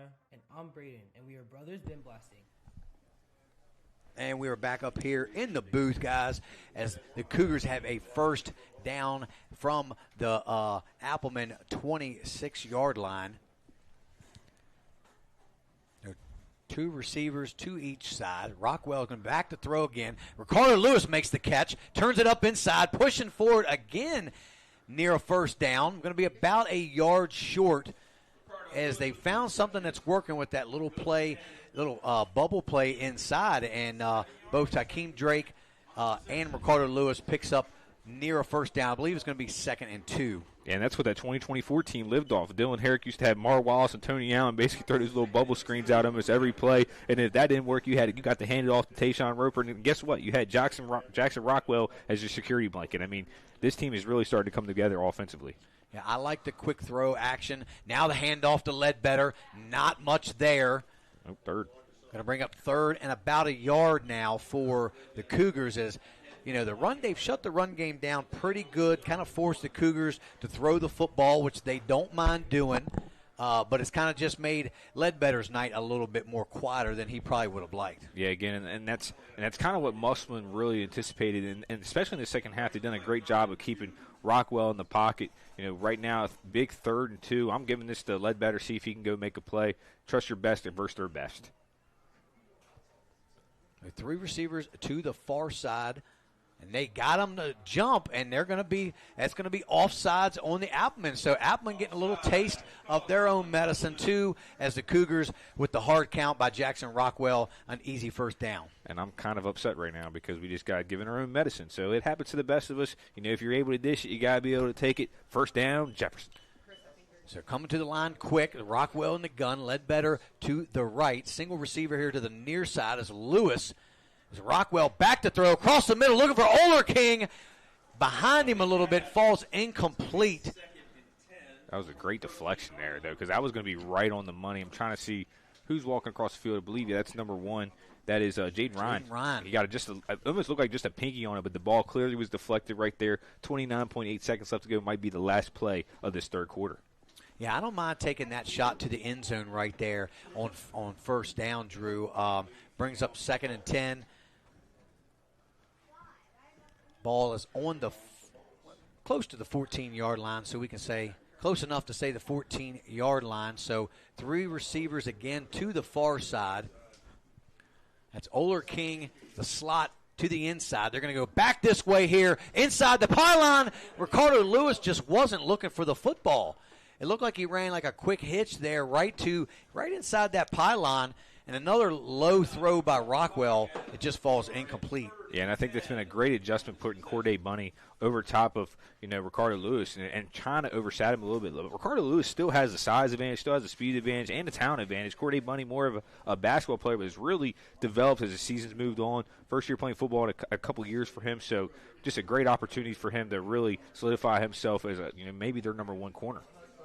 Yeah, and he's been out there, I think, playing, but they moved him to this side. Wherever Ricardo Lewis goes, I think that's where you're going to see Corday Bunny the rest of this game, as we saw a lot in the first half as well. So 2 receivers to each side for the Cougars as Rockwell's going to roll to the far side of the formation. He's going to take off and run. It stiffs on as a man out of bounds, and here comes another flag. So we'll wait and see what the flag is as Rockwell picked up about 5 yards on the play. And it either will be on Hakeem Drake or that will be on – it looked like he was I would say that was Zach Miller who he's blocking. So one of those two are going to be called for something a little just extracurricular yet again. We'll see if this is just going to be a hold, a block in the back, maybe. They're not giving us a call? There was clearly a flag on the play. Well, they might have picked the flag. I don't know. I didn't see him wave anything off. No, they must have picked the flag up, but either way, it's now 4th and a long 4 for the Cougars, and they will go for it. So 3 receivers here to the near side of your formation. Rockwell back to throw. Double pumps across the middle. Picked. It's picked off there. So that time Rockwell did not see the linebacker there, number 7, Aiden Cornell, again saved what could have possibly been a touchdown by the Cougars. Hey, that's a warrior drive type of guy right there. Grew up right beside me, literally my next door neighbor. Shout out Aiden Cornell. Big interception, 11 seconds left to go in this third quarter. Yeah, that was a big play because if the Cougars go up, possibly would have went up 3 scores there with a touchdown. It would have been tough for the Applemen to come back with just 1 quarter left to go. So this is a big possession with probably, like I said, the last play of this quarter. So we'll be starting the 4th quarter right after this play. The Applemen definitely have to start moving the ball, put some points on the board. So 1st and 10 now from their own 19-yard line. Ball go up the middle, flag on the play. Might have been a legal procedure against the Applemen. That'll back them up 5. So Rockwell, though, I believe that is his first interception of the season. So an incredible streak. He's probably up to about 280 yards now. Before that drive, he was at 261. Unfortunately, he tried to squeeze that in. He's been able to do that. Musselman had a really good coverage set up right there, bend, don't break type set. But, man, that penalty right there really hurts Musselman as the clock is going to run out here, JD. We're going to the 4th quarter. That's right, and that's going to do it here for your 3rd quarter here at Cougar Stadium, where the Cougars are up 25-14 over the Applemen. And we are going to take a commercial break in here. Word from our sponsors. You're watching Home Team Sports TV. And I'm Braden, and we are Brothers Bin Blasting, your bin blasting all-stars. A unique sanitizing service begins right after your local trash collection. With a scheduled pickup time and location, we arrive promptly to clean your bins on the spot. Our advanced 360-degree cleaning heads and pressurized water heated to over 200 degrees ensures a powerful blast blasting away 99% of all germs and bacteria. Visit our website at brosbinblasting.com and use code GETBLASTED to receive 50% off your first cleaning. The Eastern Panhandle is home to teachers and healthcare workers, farmers and fishermen, servicemen and women, golfers, bicyclists, and people who love the outdoors. Where we call home isn't any one thing, so we're not either. At Rosedale Funeral Home and Cemetery, we are honored to help you plan a celebration of life. And welcome back here to Home Team Sports TV. J.D. Fritz along with Drew Pitzer up in the booth. We just watched the Applemen pick off a pass there from Jackson Rockwell, and now they take over from their own 14-yard line. So, just when you think the Cougars going to put another score on the board, Drew, the Appleman's defense steps up big with the interception. Yeah, I just love to see it, man. I know this is the 4th quarter now, so those push-ups are on the line. I'm really scared my arms might break like SpongeBob. Don't get too excited yet. So direct snap there. Zach Miller's going to take. He's looking to throw. He dumps it off there. It looks like, I don't know if that was Deshaun Lewis there out of the backfield or not. I'll have to wait and see. Very minimal gain there on the play. Well, he did get 5 yards because they had that 5-yard penalty. I apologize. Yeah, so just back to original sticks. Yeah, he got the 5 back, so that's going to bring up 2nd and 10. Well, they gave him 6, it looks like, possibly there. So maybe 2nd and 9. Ball on the 20-yard line. There are 2 backs in the backfield. Direct snap goes to Lazier. Handoff back this way. Counter read well there by Andy Roberts and a couple other Cougars as they just did get back to the line of scrimmage. That was Oler King, too, man. Oler King's been a really quiet disruptor. Him and Benner have really done a lot, especially on the defensive end, doing a great job of keeping contained. As we see a rare Jackson Rockwell come into the game, moving kind of to that strong side linebacker position. This is where he played at most of the season last year. Had a couple interceptions, a lot of big tackles too. He's really a great defender. Could see him end up playing that at the college level. So Miller and Lazier in the backfield for the Applemen. Miller's going to take it, try to throw it. He's looking for Corday Bunny. Can't make the catch there, but well defended there by Gidney, who's had pretty good coverage on a lot of the Appleman receivers tonight. Yeah, and with 10:32 left to go, I know this sounds crazy, JD, when I say this. I think you go for it and try to see if your defense can hold them to a field goal. Either way, if they hold them to a field goal, it's still a two-possession game. But the way that Musselman plays offense, hey, you already tried to throw it deep one time. I'm almost positive they're going to punt this away, but I think if you punt this away, you really absolve any real chance you have to go win this game. Yeah, I'm on the fence with this one, Drew. There's still a lot of time left in this football game, and with between penalties and a few turnovers, that's Jefferson's second turnover of the night. They're still not out of it, just being down 2 scores and really only 11 points. But they kick it away, but the kick pretty much just goes straight up and out of bounds. We'll see where 38. They mark it. Not a very long kick. Yeah, it looks like the 38-yard line is where they're going to mark that at, JD. So the Cougars will have really good field position here with 10:25 left to go in the game and an 11-point lead.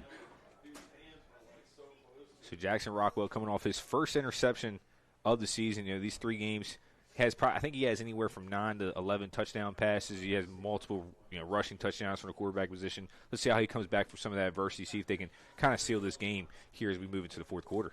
Benner back in the game as the up back, so we'll see if we'll get a big dose here of Trayvon Ledbetter this series to try to start running that clock down. And they're going to run the play clock down, and he's going to throw again. He's going back. He's trying to look for Takeem Drake. Ooh. Takeem Drake looking for some contact. Well covered there by number 6 from the Appleman, Devin Lewis. That was decent coverage, but he was clearly holding his hip right there. And again, I'm a Musselman guy. I don't want to say this, but that was, to me, that was illegal contact. Not necessarily pass interference, but there was a lot of contact past 5 yards. Yeah, if they would have thrown the flag, I don't think you would have got a lot of argument from the Applemen. But unfortunately for the Cougars, that's going to bring up 2nd and 10. No time came off the clock. I'm really surprised. Yeah, they should run the football now, even though it's 2nd and 10. You want to run that time down. They're not. They're going to swing it out here to Drake again. Drake is cut down, but he says he's still on his feet, but the official ruled his knee down. So, and that's actually going to be a loss of a yard on the play. Well, right there, his forearm hit. His knee didn't go down, so I think that's why he got confused. If he was able to keep that forearm from touching the ground, he could have been able to maintain his forward progress.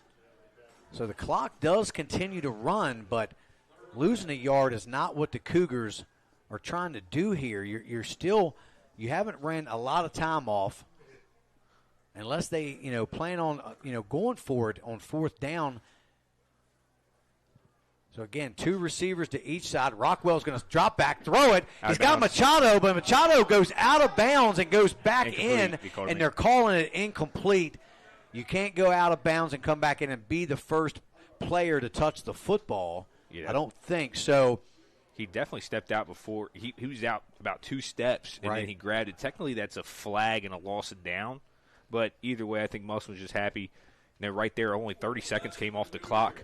That time management right there just keeps the door open for Musselman. And a team like this, you really can't leave the door open for these guys. Yeah, and we've seen that a lot with Jefferson with time management before halves and at the end of regulation last week. Luckily, it didn't come back to bite them. But, something like this definitely could with still plenty of time left to go. Musselman's going to get the ball back here with 9:30 left in the ball game. So Takeem Drake back to punt. tries to keep it away from the returner, but it's going to take an Appleman roll as Ricardo Lewis just lets it roll back another 5 to 7 yards before he's down it. So kind of a mental mistake there. But while we got a minute, Drew, we're going to go to the out-of-town scoreboard. What do you got for us? Yeah, we have a final from Martinsburg High School. A lot different from the state championship game last year. Martinsburg comes away with a 42-0 win. Spring Mills falls to 4-4 in the season. Martinsburg is now 7-2. Looks like Huntington's about to fall to Sever County out in Tennessee. They're down 42-6. That has been in the fourth quarter for quite a bit now. University's up 35-6 against Preston.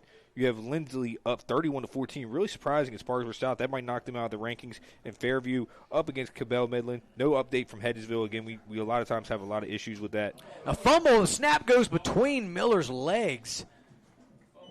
It looked like they were going to try to run a jet sweep. That was Lazier. Couldn't handle the snap.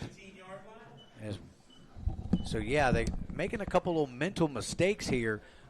The Applemen lose about 7 or 8 yards on the play.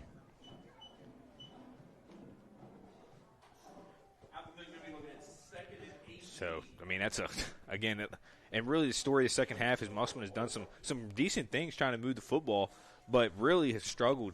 They scored those 14 points in just that second quarter, and now, we're moving down about 8:40. You got time for 2 possessions the way they play.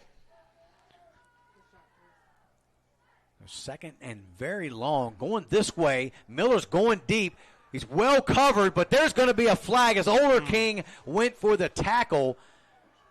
It was a good ball thrown there intended for Demarion Warren, but Carson Oler King was all over him and a little bit early, Drew. Yeah, just about a half a second early. He played that for about 95% of the time. Great coverage, but then he ended up grabbing a hold of him. Clearly going to be pass interference, just prolonging the life for Musselman, who was in a 2nd and 20 right there. Well, and that's the thing. You've got a second and very long. You take a shot, and sometimes that's what you get, Drew. You get a pass interference call, kind of bails out the Appleman on that one. But in high school, it's only a 10-yard penalty, so they don't get the ball at the spot of the foul. And not even an automatic first. So it's 2nd and 3 now for the Appleman. Single receiver to the near side here is Demarion Warren. And Miller's back to throw again. And it's going to be picked off right there by Jaheim Gidney. Jaheim Gidney cuts across the field. He's got a little bit of room with blockers in front. Gidney back the other way. There goes Jaheim Gidney. He's trying to take it to the house, and he's got some blockers ahead, and Gidney is in for the Cougar touchdown. Yeah, that was just such a great play there from Jaheim Gidney. Really stayed on, and, man, we see a really late flag. It looked like both of there's going to be, and there you see helmets getting thrown on Musselman's side, just a little bit of mental breakdown over there. But Jaheim Gidney, just such a great way to read the quarterback, dropped it right in the breadbasket. I don't know how he didn't step out over there, ended up making a couple moves, gets to the house, touchdown Jefferson, really in the driver's seat here with just over 8 minutes left to go. Yeah, good presence of mind. Gidney, who does manage to keep his feet in bounds, cuts it, comes back this way, cuts it back across the field, picks up a couple extra blockers, and takes it about 48 yards to the house. So big play there by Gidney, and now puts the Cougars up 3 scores, Drew. Yeah, just the way that they really just have changed the way their defense has looked moving forward into this game. It's just they've really put a stranglehold on it. They let Musselman get those 2 touchdowns early on in the second quarter, and ever since then, Jefferson has just been dominant on the defensive end. Yeah, and Jefferson really needed that. Kind of hit a wall there on offense in this second half. Hasn't really been able to put any points up except for that field goal there by Rocca Marty. And it's definitely going unsportsmanlike conduct against the Applemen. I would think they may choose to mark this off now and go for 2 again. They haven't put the score on the board. The touchdown definitely counts, but they haven't put the score up on the board yet, Drew, so we'll have to just wait and see as the officials try to sort this whole thing out. Yeah, again, I mean, this game unfortunately has turned ugly, but they are officially calling this a touchdown on the field. If I'm Jefferson, I'm definitely going for it. I mean, it's 31-14 right now. You can make it 19, so you have to at least get 2 touchdowns, and you have to get 3 touchdowns. You get it 19. If you get to 18, you can get a touchdown, 2-point conversion, and an extra field goal. still 8:10 left to go. Really difficult. Not going to say it can't happen, but just the way that Musselman's been playing here in the second half. Jefferson really seems to be clicking all cylinders outside of that one interception that Jackson Rockwell threw. Yeah, and I guess they're going to just go ahead and kick the extra point and maybe mark off the penalty on the kickoff this time. So Rockamarty got a 29-yard field goal there in the first half. 2 for 3 on extra points. I mean, this year I think he's only missed 2 extra points total. Was perfect last week against Loudoun County. So, this has been a strength for their team. Consistently getting that extra point. I don't think people realize how important that is in high school football. I mean, you see a lot of games 21-20 or 28-27 just from a simple mix of extra points. Game of inches is a game of points too. Yeah, I wouldn't 100% say it seals the deal for the Cougars, but it pretty closely does, because it's going to be hard for the Applemen with the style offense they play to put 3 scores up in just under 9 or just a little over 8 minutes, Drew. And again, now you see that Jefferson's just really sitting over top, and that was good. So with 8:10 left to go here in your ball game, it's the Cougars 32, the Applemen 14, and we're going to take a commercial break and hear a word from our sponsors. You're watching Home Team Sports TV. Panhandle is home to teachers and healthcare workers, farmers and fishermen, servicemen and women, golfers, bicyclists, and people who love the outdoors. Where we call home isn't any one thing, so we're not either. At Rosedale Funeral Home and Cemetery, we are honored to help you plan a celebration of life that reflects one's individuality.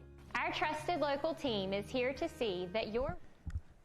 And we are back here at Cougar Stadium as the Cougars got a 49-yard interception return by Jaheim Gidney to put the Cougars up 32-14 over the Applemen. And Drew, you just knocked out 5 of your 15 push-ups, buddy, and you owe me 10 more. But the game's not over yet. Well, I don't want to jump the gun here. With 8:10 left to go, it's definitely looking like an uphill climb for the Applemen. Maybe those push-ups might do some reverse psychology, and now Musselman might get just possessed and they'll put up a way to find 3 touchdowns here in this next 8 minutes. But either way, just want to knock out 5 so I didn't have to do 15 in a row. Like I said, 240 doesn't like to get up as much as he used to. I hear you, Drew. Sounds like to me you need to hit the gym a little more. Yep. Rockamarty with a pooch kick again, taken there nice and unloaded on. Let's see who that was coming up and making the hit. That's Trayvon Ledbetter. Really risky by Greg Mathis there. But he makes the catch, paid the price. Appleman will take over right there at the 35. They're going to mark it at the 36-yard line.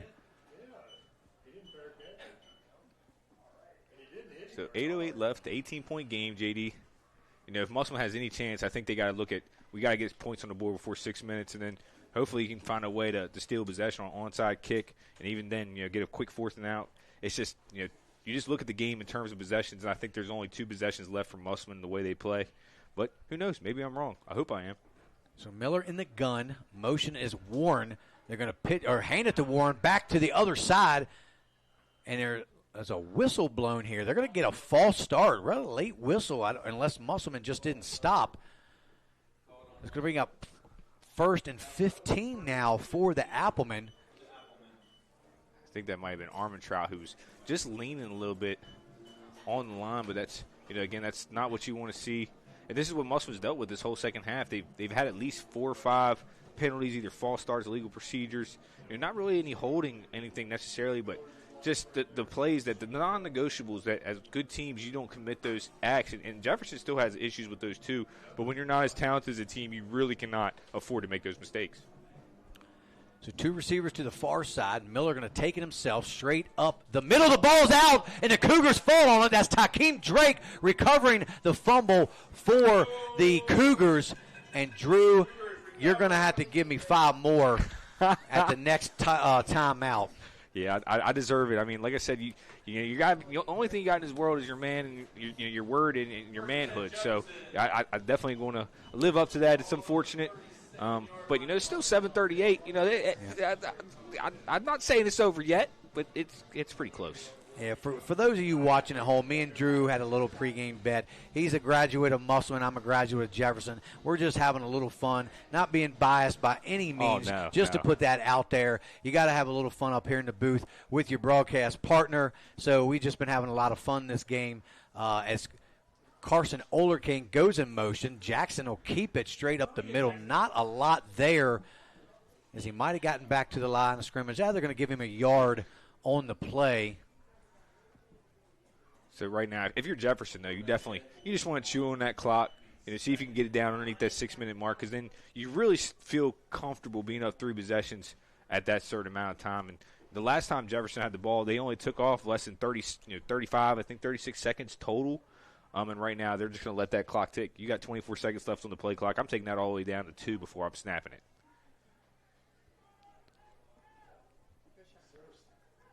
So, JD, I know obviously still some game left, but is Jackson Rockwell in the lead again for the Triple Crown? I mean, there's a couple other players. Keem Drake had a couple of big plays.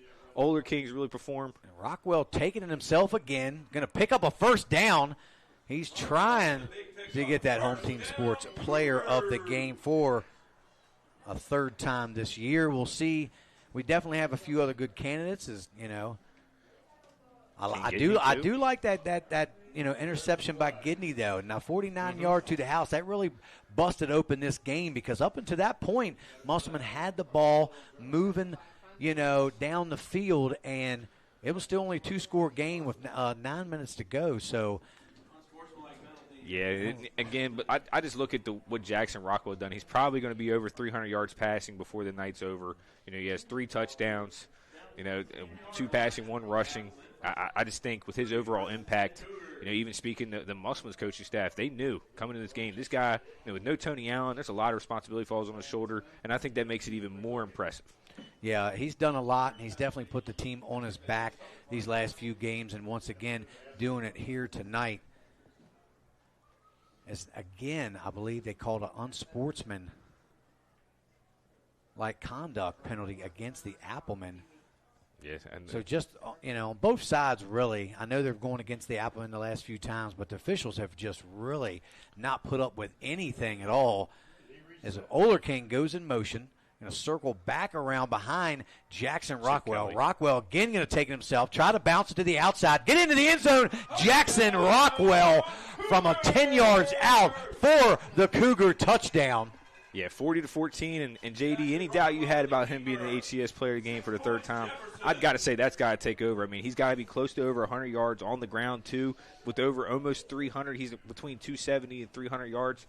I mean, I just think this kid's phenomenal. He's going to battle himself and possibly get into a first-team All-Stater before it's all said and done, if he can really complete this turnaround for Jefferson. Yeah, he's really definitely stepping up. Like I said, in Tony Allen's absence, who usually gets a bulk of the touches most of the time, Rockwell's done an incredible job since going to the quarterback position.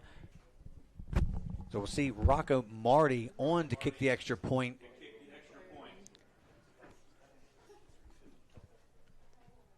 High snap. The hold does get down. The kick is up and good. So with 6 minutes to go, your score, the Cougars 39 and the Applemen 14. And we're going to take another commercial break and hear a word from our sponsors. You're watching Home Team Sports TV. Where elegance meets function. Serving Martinsburg and surrounding areas for over 30 years, our expertly crafted decks and fences offer both beauty and protection. From classic woodwork to modern vinyl, experience the craftsmanship that truly elevates your space.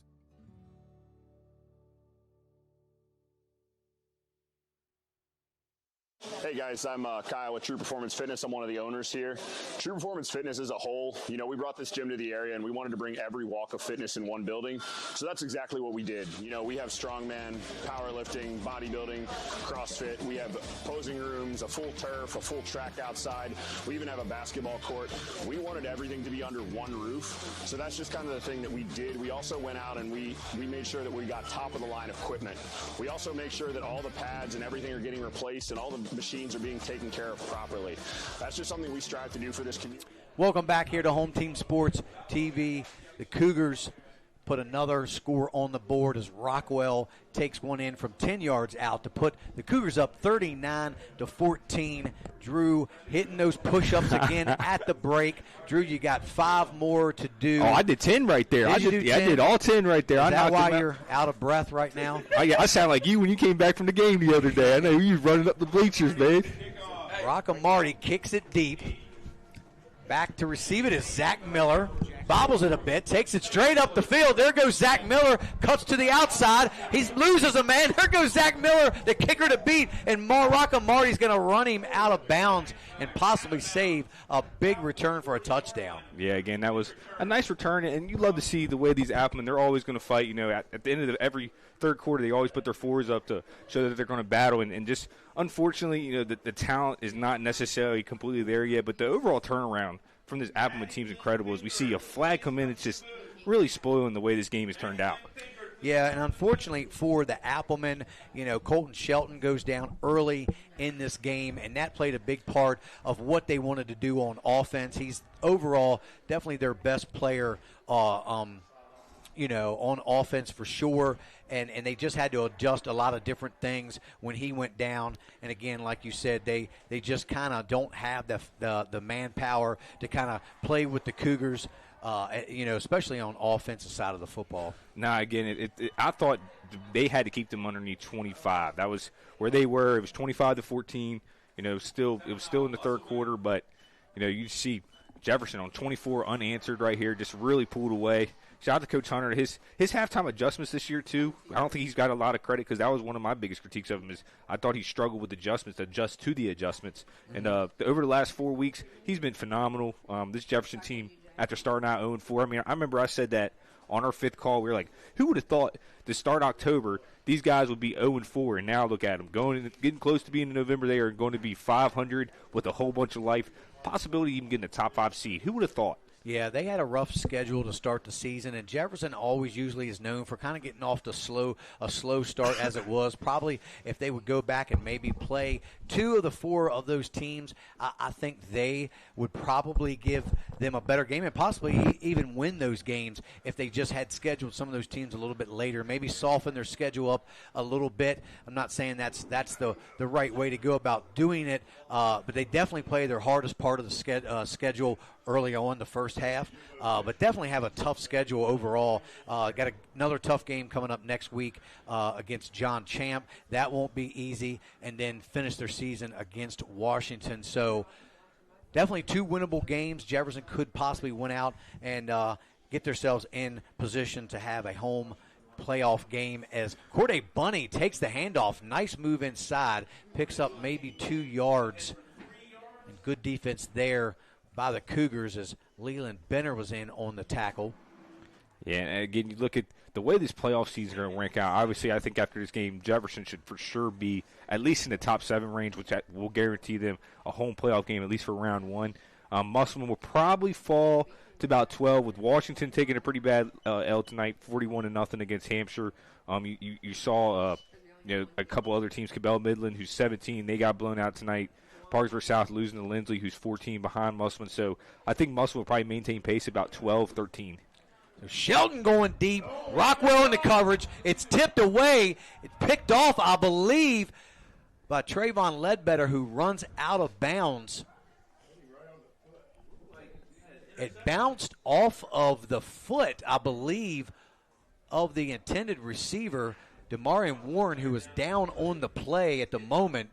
He does manage to get up and is going to limp off on his own, but another Cougar down as well here on the 40-yard line. So a couple players down for each team. And that's just unfortunate because we didn't really give that play enough love. That was an incredible interception. This is where I wish we had that replay system so we can go watch that again, because what a great pick that was. I mean, that was just incredible. And I want to give a shout-out to the Jefferson Cougars because, again, on our pod this week, the Fitz and Pitts pod, I said that Musselman was going to come in here and they were going to find a way to win. And maybe I overspoke. Maybe I let my bias kind of jump in the way of my intellectual thinking. But at the end of the day, Jefferson really has just came such a long way. I think if this game happens a month ago, Musselman might have been able to win this game. But right now, when they made that switch to Jackson Rockwell quarterback, this is a whole different offense, whole different team in general, just a different swagger, the way they're playing with. Coaching's really came a long way. Outside of some of the personal fouls, no offsides other than their first couple possessions of the game. I'm just really impressed with how Jefferson's came along this season. Yeah, I am too, Drew. Is that Anthony Goutreau, kind of walking off a little gingerly on his own power, though, but he definitely looks to seem to be okay. But I agree, they've definitely played every game. They seem to get better, and they're peaking at the right time. And once they get Tony Allen back, healthy again, watch out for this Jefferson Cougar team, because I think they could really start making some noise here in the playoffs. I completely agree. I mean, like I said, if they find a way to get a couple home playoff games, who knows what's going to happen. I think right now, if they got the opportunity to play Spring Mills again, I think it'd be I think I would pick Jefferson to be better than Spring Mills right now the way they're playing. Bray Holmes in at quarterback, keeps it straight up the middle. He's going to pick up about 4 yards for the Cougars. And this is big reps. Now, there's no such thing as garbage time to me personally, especially when you're playing a skill position or the quarterback position. These are all valuable reps. Musselman still has most of their ones out there, going to still battle. Right now, great time for Bray Holmes, who is for sure going to be the starter next year. And I also think, if they could include some packages with him, especially at goal line situations, short yardage situations, I think that he could really add a whole other element to this team, because he can also throw the ball. So you couldn't really stack the box against that. Yeah, and you're only one play away from being the starter, Drew. As we see in the league a lot, it happens. Guys just go down with injuries, and you just never can predict them. As Bray, again, is going to take every advantage of his opportunity, keeps it straight up the middle near a first down. Going to be a couple yards short. They're going to mark him down around the 41. But getting back to the injury and with Bray coming in, much needed reps. I think you need to get your second team guys as many reps as possible. This is a really good game to start getting some of your second team, not only your quarterback, but maybe even some of your receivers and some of your linemen as well. I think we're at the point in the game now that you could start clearing your bench a little bit and getting these guys some much needed playing time and, like you said, reps, because you never know when you're going to need some of those extra guys, Drew, later in the season. Again, think about it. You didn't have Tony Allen at all this game just to be that impressed. And you see the way Bray Holmes just runs the football. Like, to stop him at the quarterback position, I truly think you have to put 7 in the box, and right there, that's going to leave a mismatch. You're going to have to go man coverage. I think, don't get me wrong, Jackson Rockwell has been phenomenal at the quarterback position. And I love seeing him back at the wide receiver position right now, where he feels more comfortable. Where a couple weeks ago he literally said, "Hey, I want to play receiver. That's what I feel comfortable with." He's obviously stepped in, one of the best athletes in the state. But I think getting Tony Allen back healthy, you can move Rockwell back out the receiver. You have Bray Holmes at least in different sort of sets. I think that could just open up this whole team in a different way. Yeah, I do agree with you. As Bray Holmes back to throw, looking over here to the near side, he's got Jackson Rockwell. We saw that connection a couple weeks ago. Bray Holmes comes in late, throws a 33-yard TD to Rockwell, hooks up again there. I like the Holmes to Rockwell connection, just flip-flop, as Rockwell playing receiver this time with Holmes throwing the ball. Again, you see just the way that Rockwell just had that wide receiver position, and you see the way that Bray just was able to find him. As soon as Rockwell was coming out of that route right there, the ball was in his hands right where it was supposed to be at. Great throw by Bray, great catch from Rockwell. First down Cougars with 2:30 left to go. And to come in and throw the ball, your first throw, and you throw that little deep out, your timing's not always going to be there because you don't get a lot of reps with the first-team guys sometimes, even in practice. So to come out and just throw the ball, complete your first pass is big for Bray. There's a man in motion, a little jet sweep here by the Cougars. Going to turn the corner and turn it up. There goes number 24, picks up a big first down. That's Kalen Yates. Like to see Kalen, kid coming over from Wildwood. A lot of speed on that kid, finally getting in the game, and he could be a big play guy here in the next couple years for Jefferson. Again, just a sophomore, and the way that Jefferson reloads is very similar to Martinsburg. I look at the way that they both run the program. Obviously, Martinsburg really has just better athletes and better talent more generally, but Jefferson's right there in terms of skill position development. I mean, there's just always guys plug and play. You see Andy Roberts now getting some time at the wide receiver position to see if they try to get Ledbetter fed a little bit. He had to sacrifice a lot this game, really, for Jefferson to be successful, and he's just been such a talent this whole season. Yeah, Benner in motion. Bray going to keep it again, trying to hit off tackle. There goes Bray straight up the middle, and again takes a couple guys with him as he's down near the 15, around the 16, and another first down for the Cougars. That's the Bray train right there, man. I tell you what, right now, when he gets downhill, what did they used to call Owen Schmidt, the runaway beer truck? That's what he's looking like, man. I tell you what, he just brings the game so much differently for Jefferson. So we'll see how they want to adjust going forward. But Jefferson has options, JD.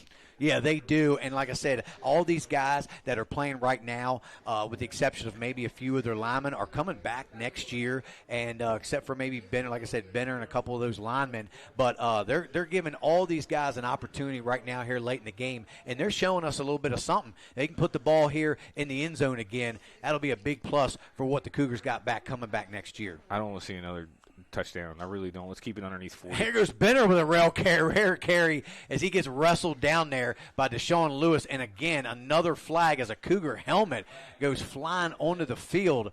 So we'll see if they get Musselman for another personal foul. Yeah, again, and that's just, right now for Musselman, the next step is, this is a very high character, tough group that, really thought they had a chance to come in here and win. Obviously didn't perform to their expectations, but this is the next step for them is they have to be able to be losers too. I mean, you lost a lot last year and you expect to lose, and when you come into a game you expect to win and you lose, how you handle that speaks a lot on your character. So right now we've seen players throwing their helmets on the sideline, guys just looking disengaged, and it's unfortunate. Trust me, as an alum, I want to see Muscle win this game just as bad as anybody else. But at the end of the day, you got to have grace. You got to congratulate Jefferson. They just simply outplayed you, and got to move forward. Still got 2 games guaranteed left, and now both these teams are going to be in the playoffs, and I think both these teams could win their very first round playoff game. They could end up meeting again. Who knows?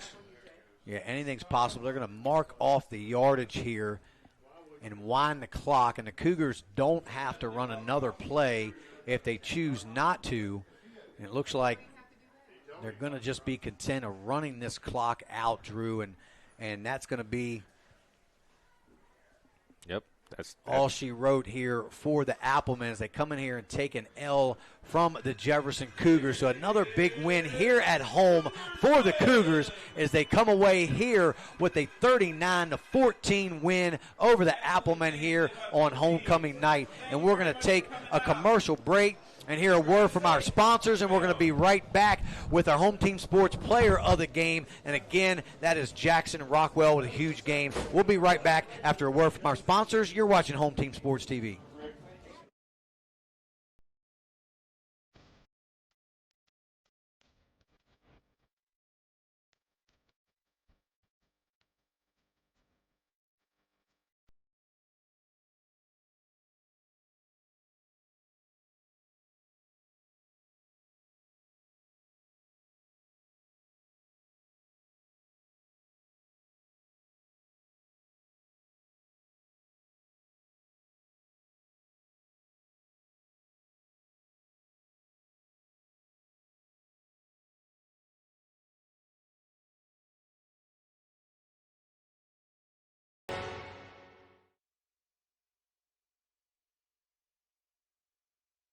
Here at Home Team Sports TV, we're here to highlight our local businesses and our student athletes and put them on a path to success. Through our social media platforms and our live event production, we look to shine a light on our local community and our talent from our student athletes. Home Team Sports TV is more than a brand, it's a movement.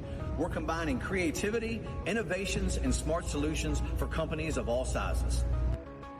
With unmatched dedication and community focus, we're proving that the right exposure can lead to a successful future. And remember, we are Home Team.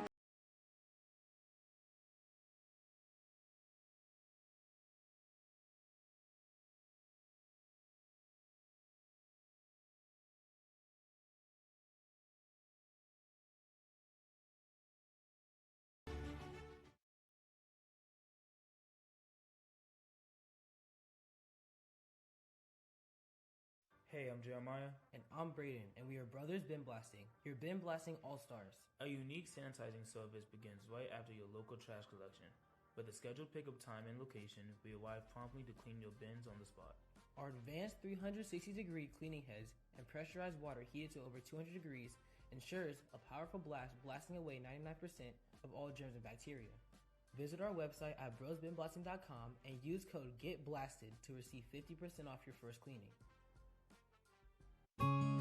The Eastern Panhandle is home to teachers and healthcare workers, farmers and fishermen, servicemen and women, golfers, bicyclists, and people who love the outdoors.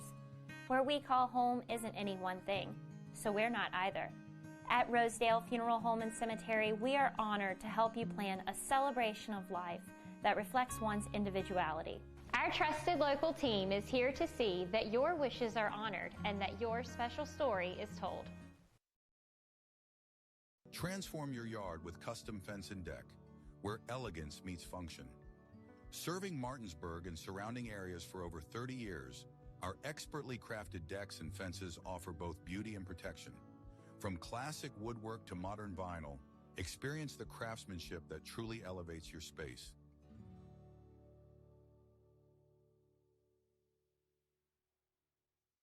Hey guys, I'm Kyle with True Performance Fitness. I'm one of the owners. Welcome back, guys, to Home Team Sports TV. JD Fritz, joined by the Home Team Sports Player of the Game once again, Jackson Rockwell. Jackson Rockwell is making a habit of being up here, man. So how you feel tonight after this big win, big rivalry, EPAC rivalry with Musselman? Kind of what was your game plan? Stop the run, like I said last week. We got to stop the run. We did that pretty well today, and I think we got the ball to our athletes pretty well today too. And I think they did the work. And our linemen did everything.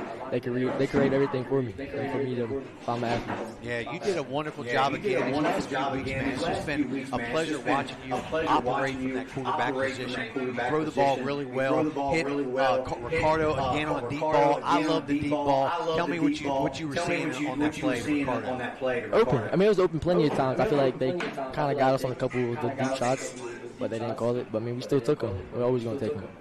So what did Coach Hunter? I knew you guys were up at halftime. Y'all were only up a score or two or so at halftime. It was 22-14 at halftime. So what was Coach Hunter saying to you guys at halftime? We were just costing ourselves with the penalties. I mean, they had 30 yards right before the half. We kicked it right here from the 10, and they had the ball at the 40-yard line. They just drove on us. Just got to do better on ourselves. Yeah, great game tonight. So next week you're going to with a little bit tougher game against John Champ. Kind of what's the mindset going into that game next week? Same thing. Coming to practice ready. Just be ready. Work our practice. Well, once again, congratulations, our Home Team Sports Player of the Game for a third time this year. Jackson Rockwell throwed nearly 300 yards and I think three scores tonight. So, again, congratulations, Jackson. And that's going to do it here, guys, from Cougar Stadium. Cougars win 39-14. Got to give Drew a little heck on that game because he owed me some push-ups. He did them. He did the push-ups on the break, guys. But that'll do it. We'll be back here next week as the Cougars are home again against John Champ High School. Appreciate it, guys. Thank you to all my staff here tonight. God bless and good night. Kennedy.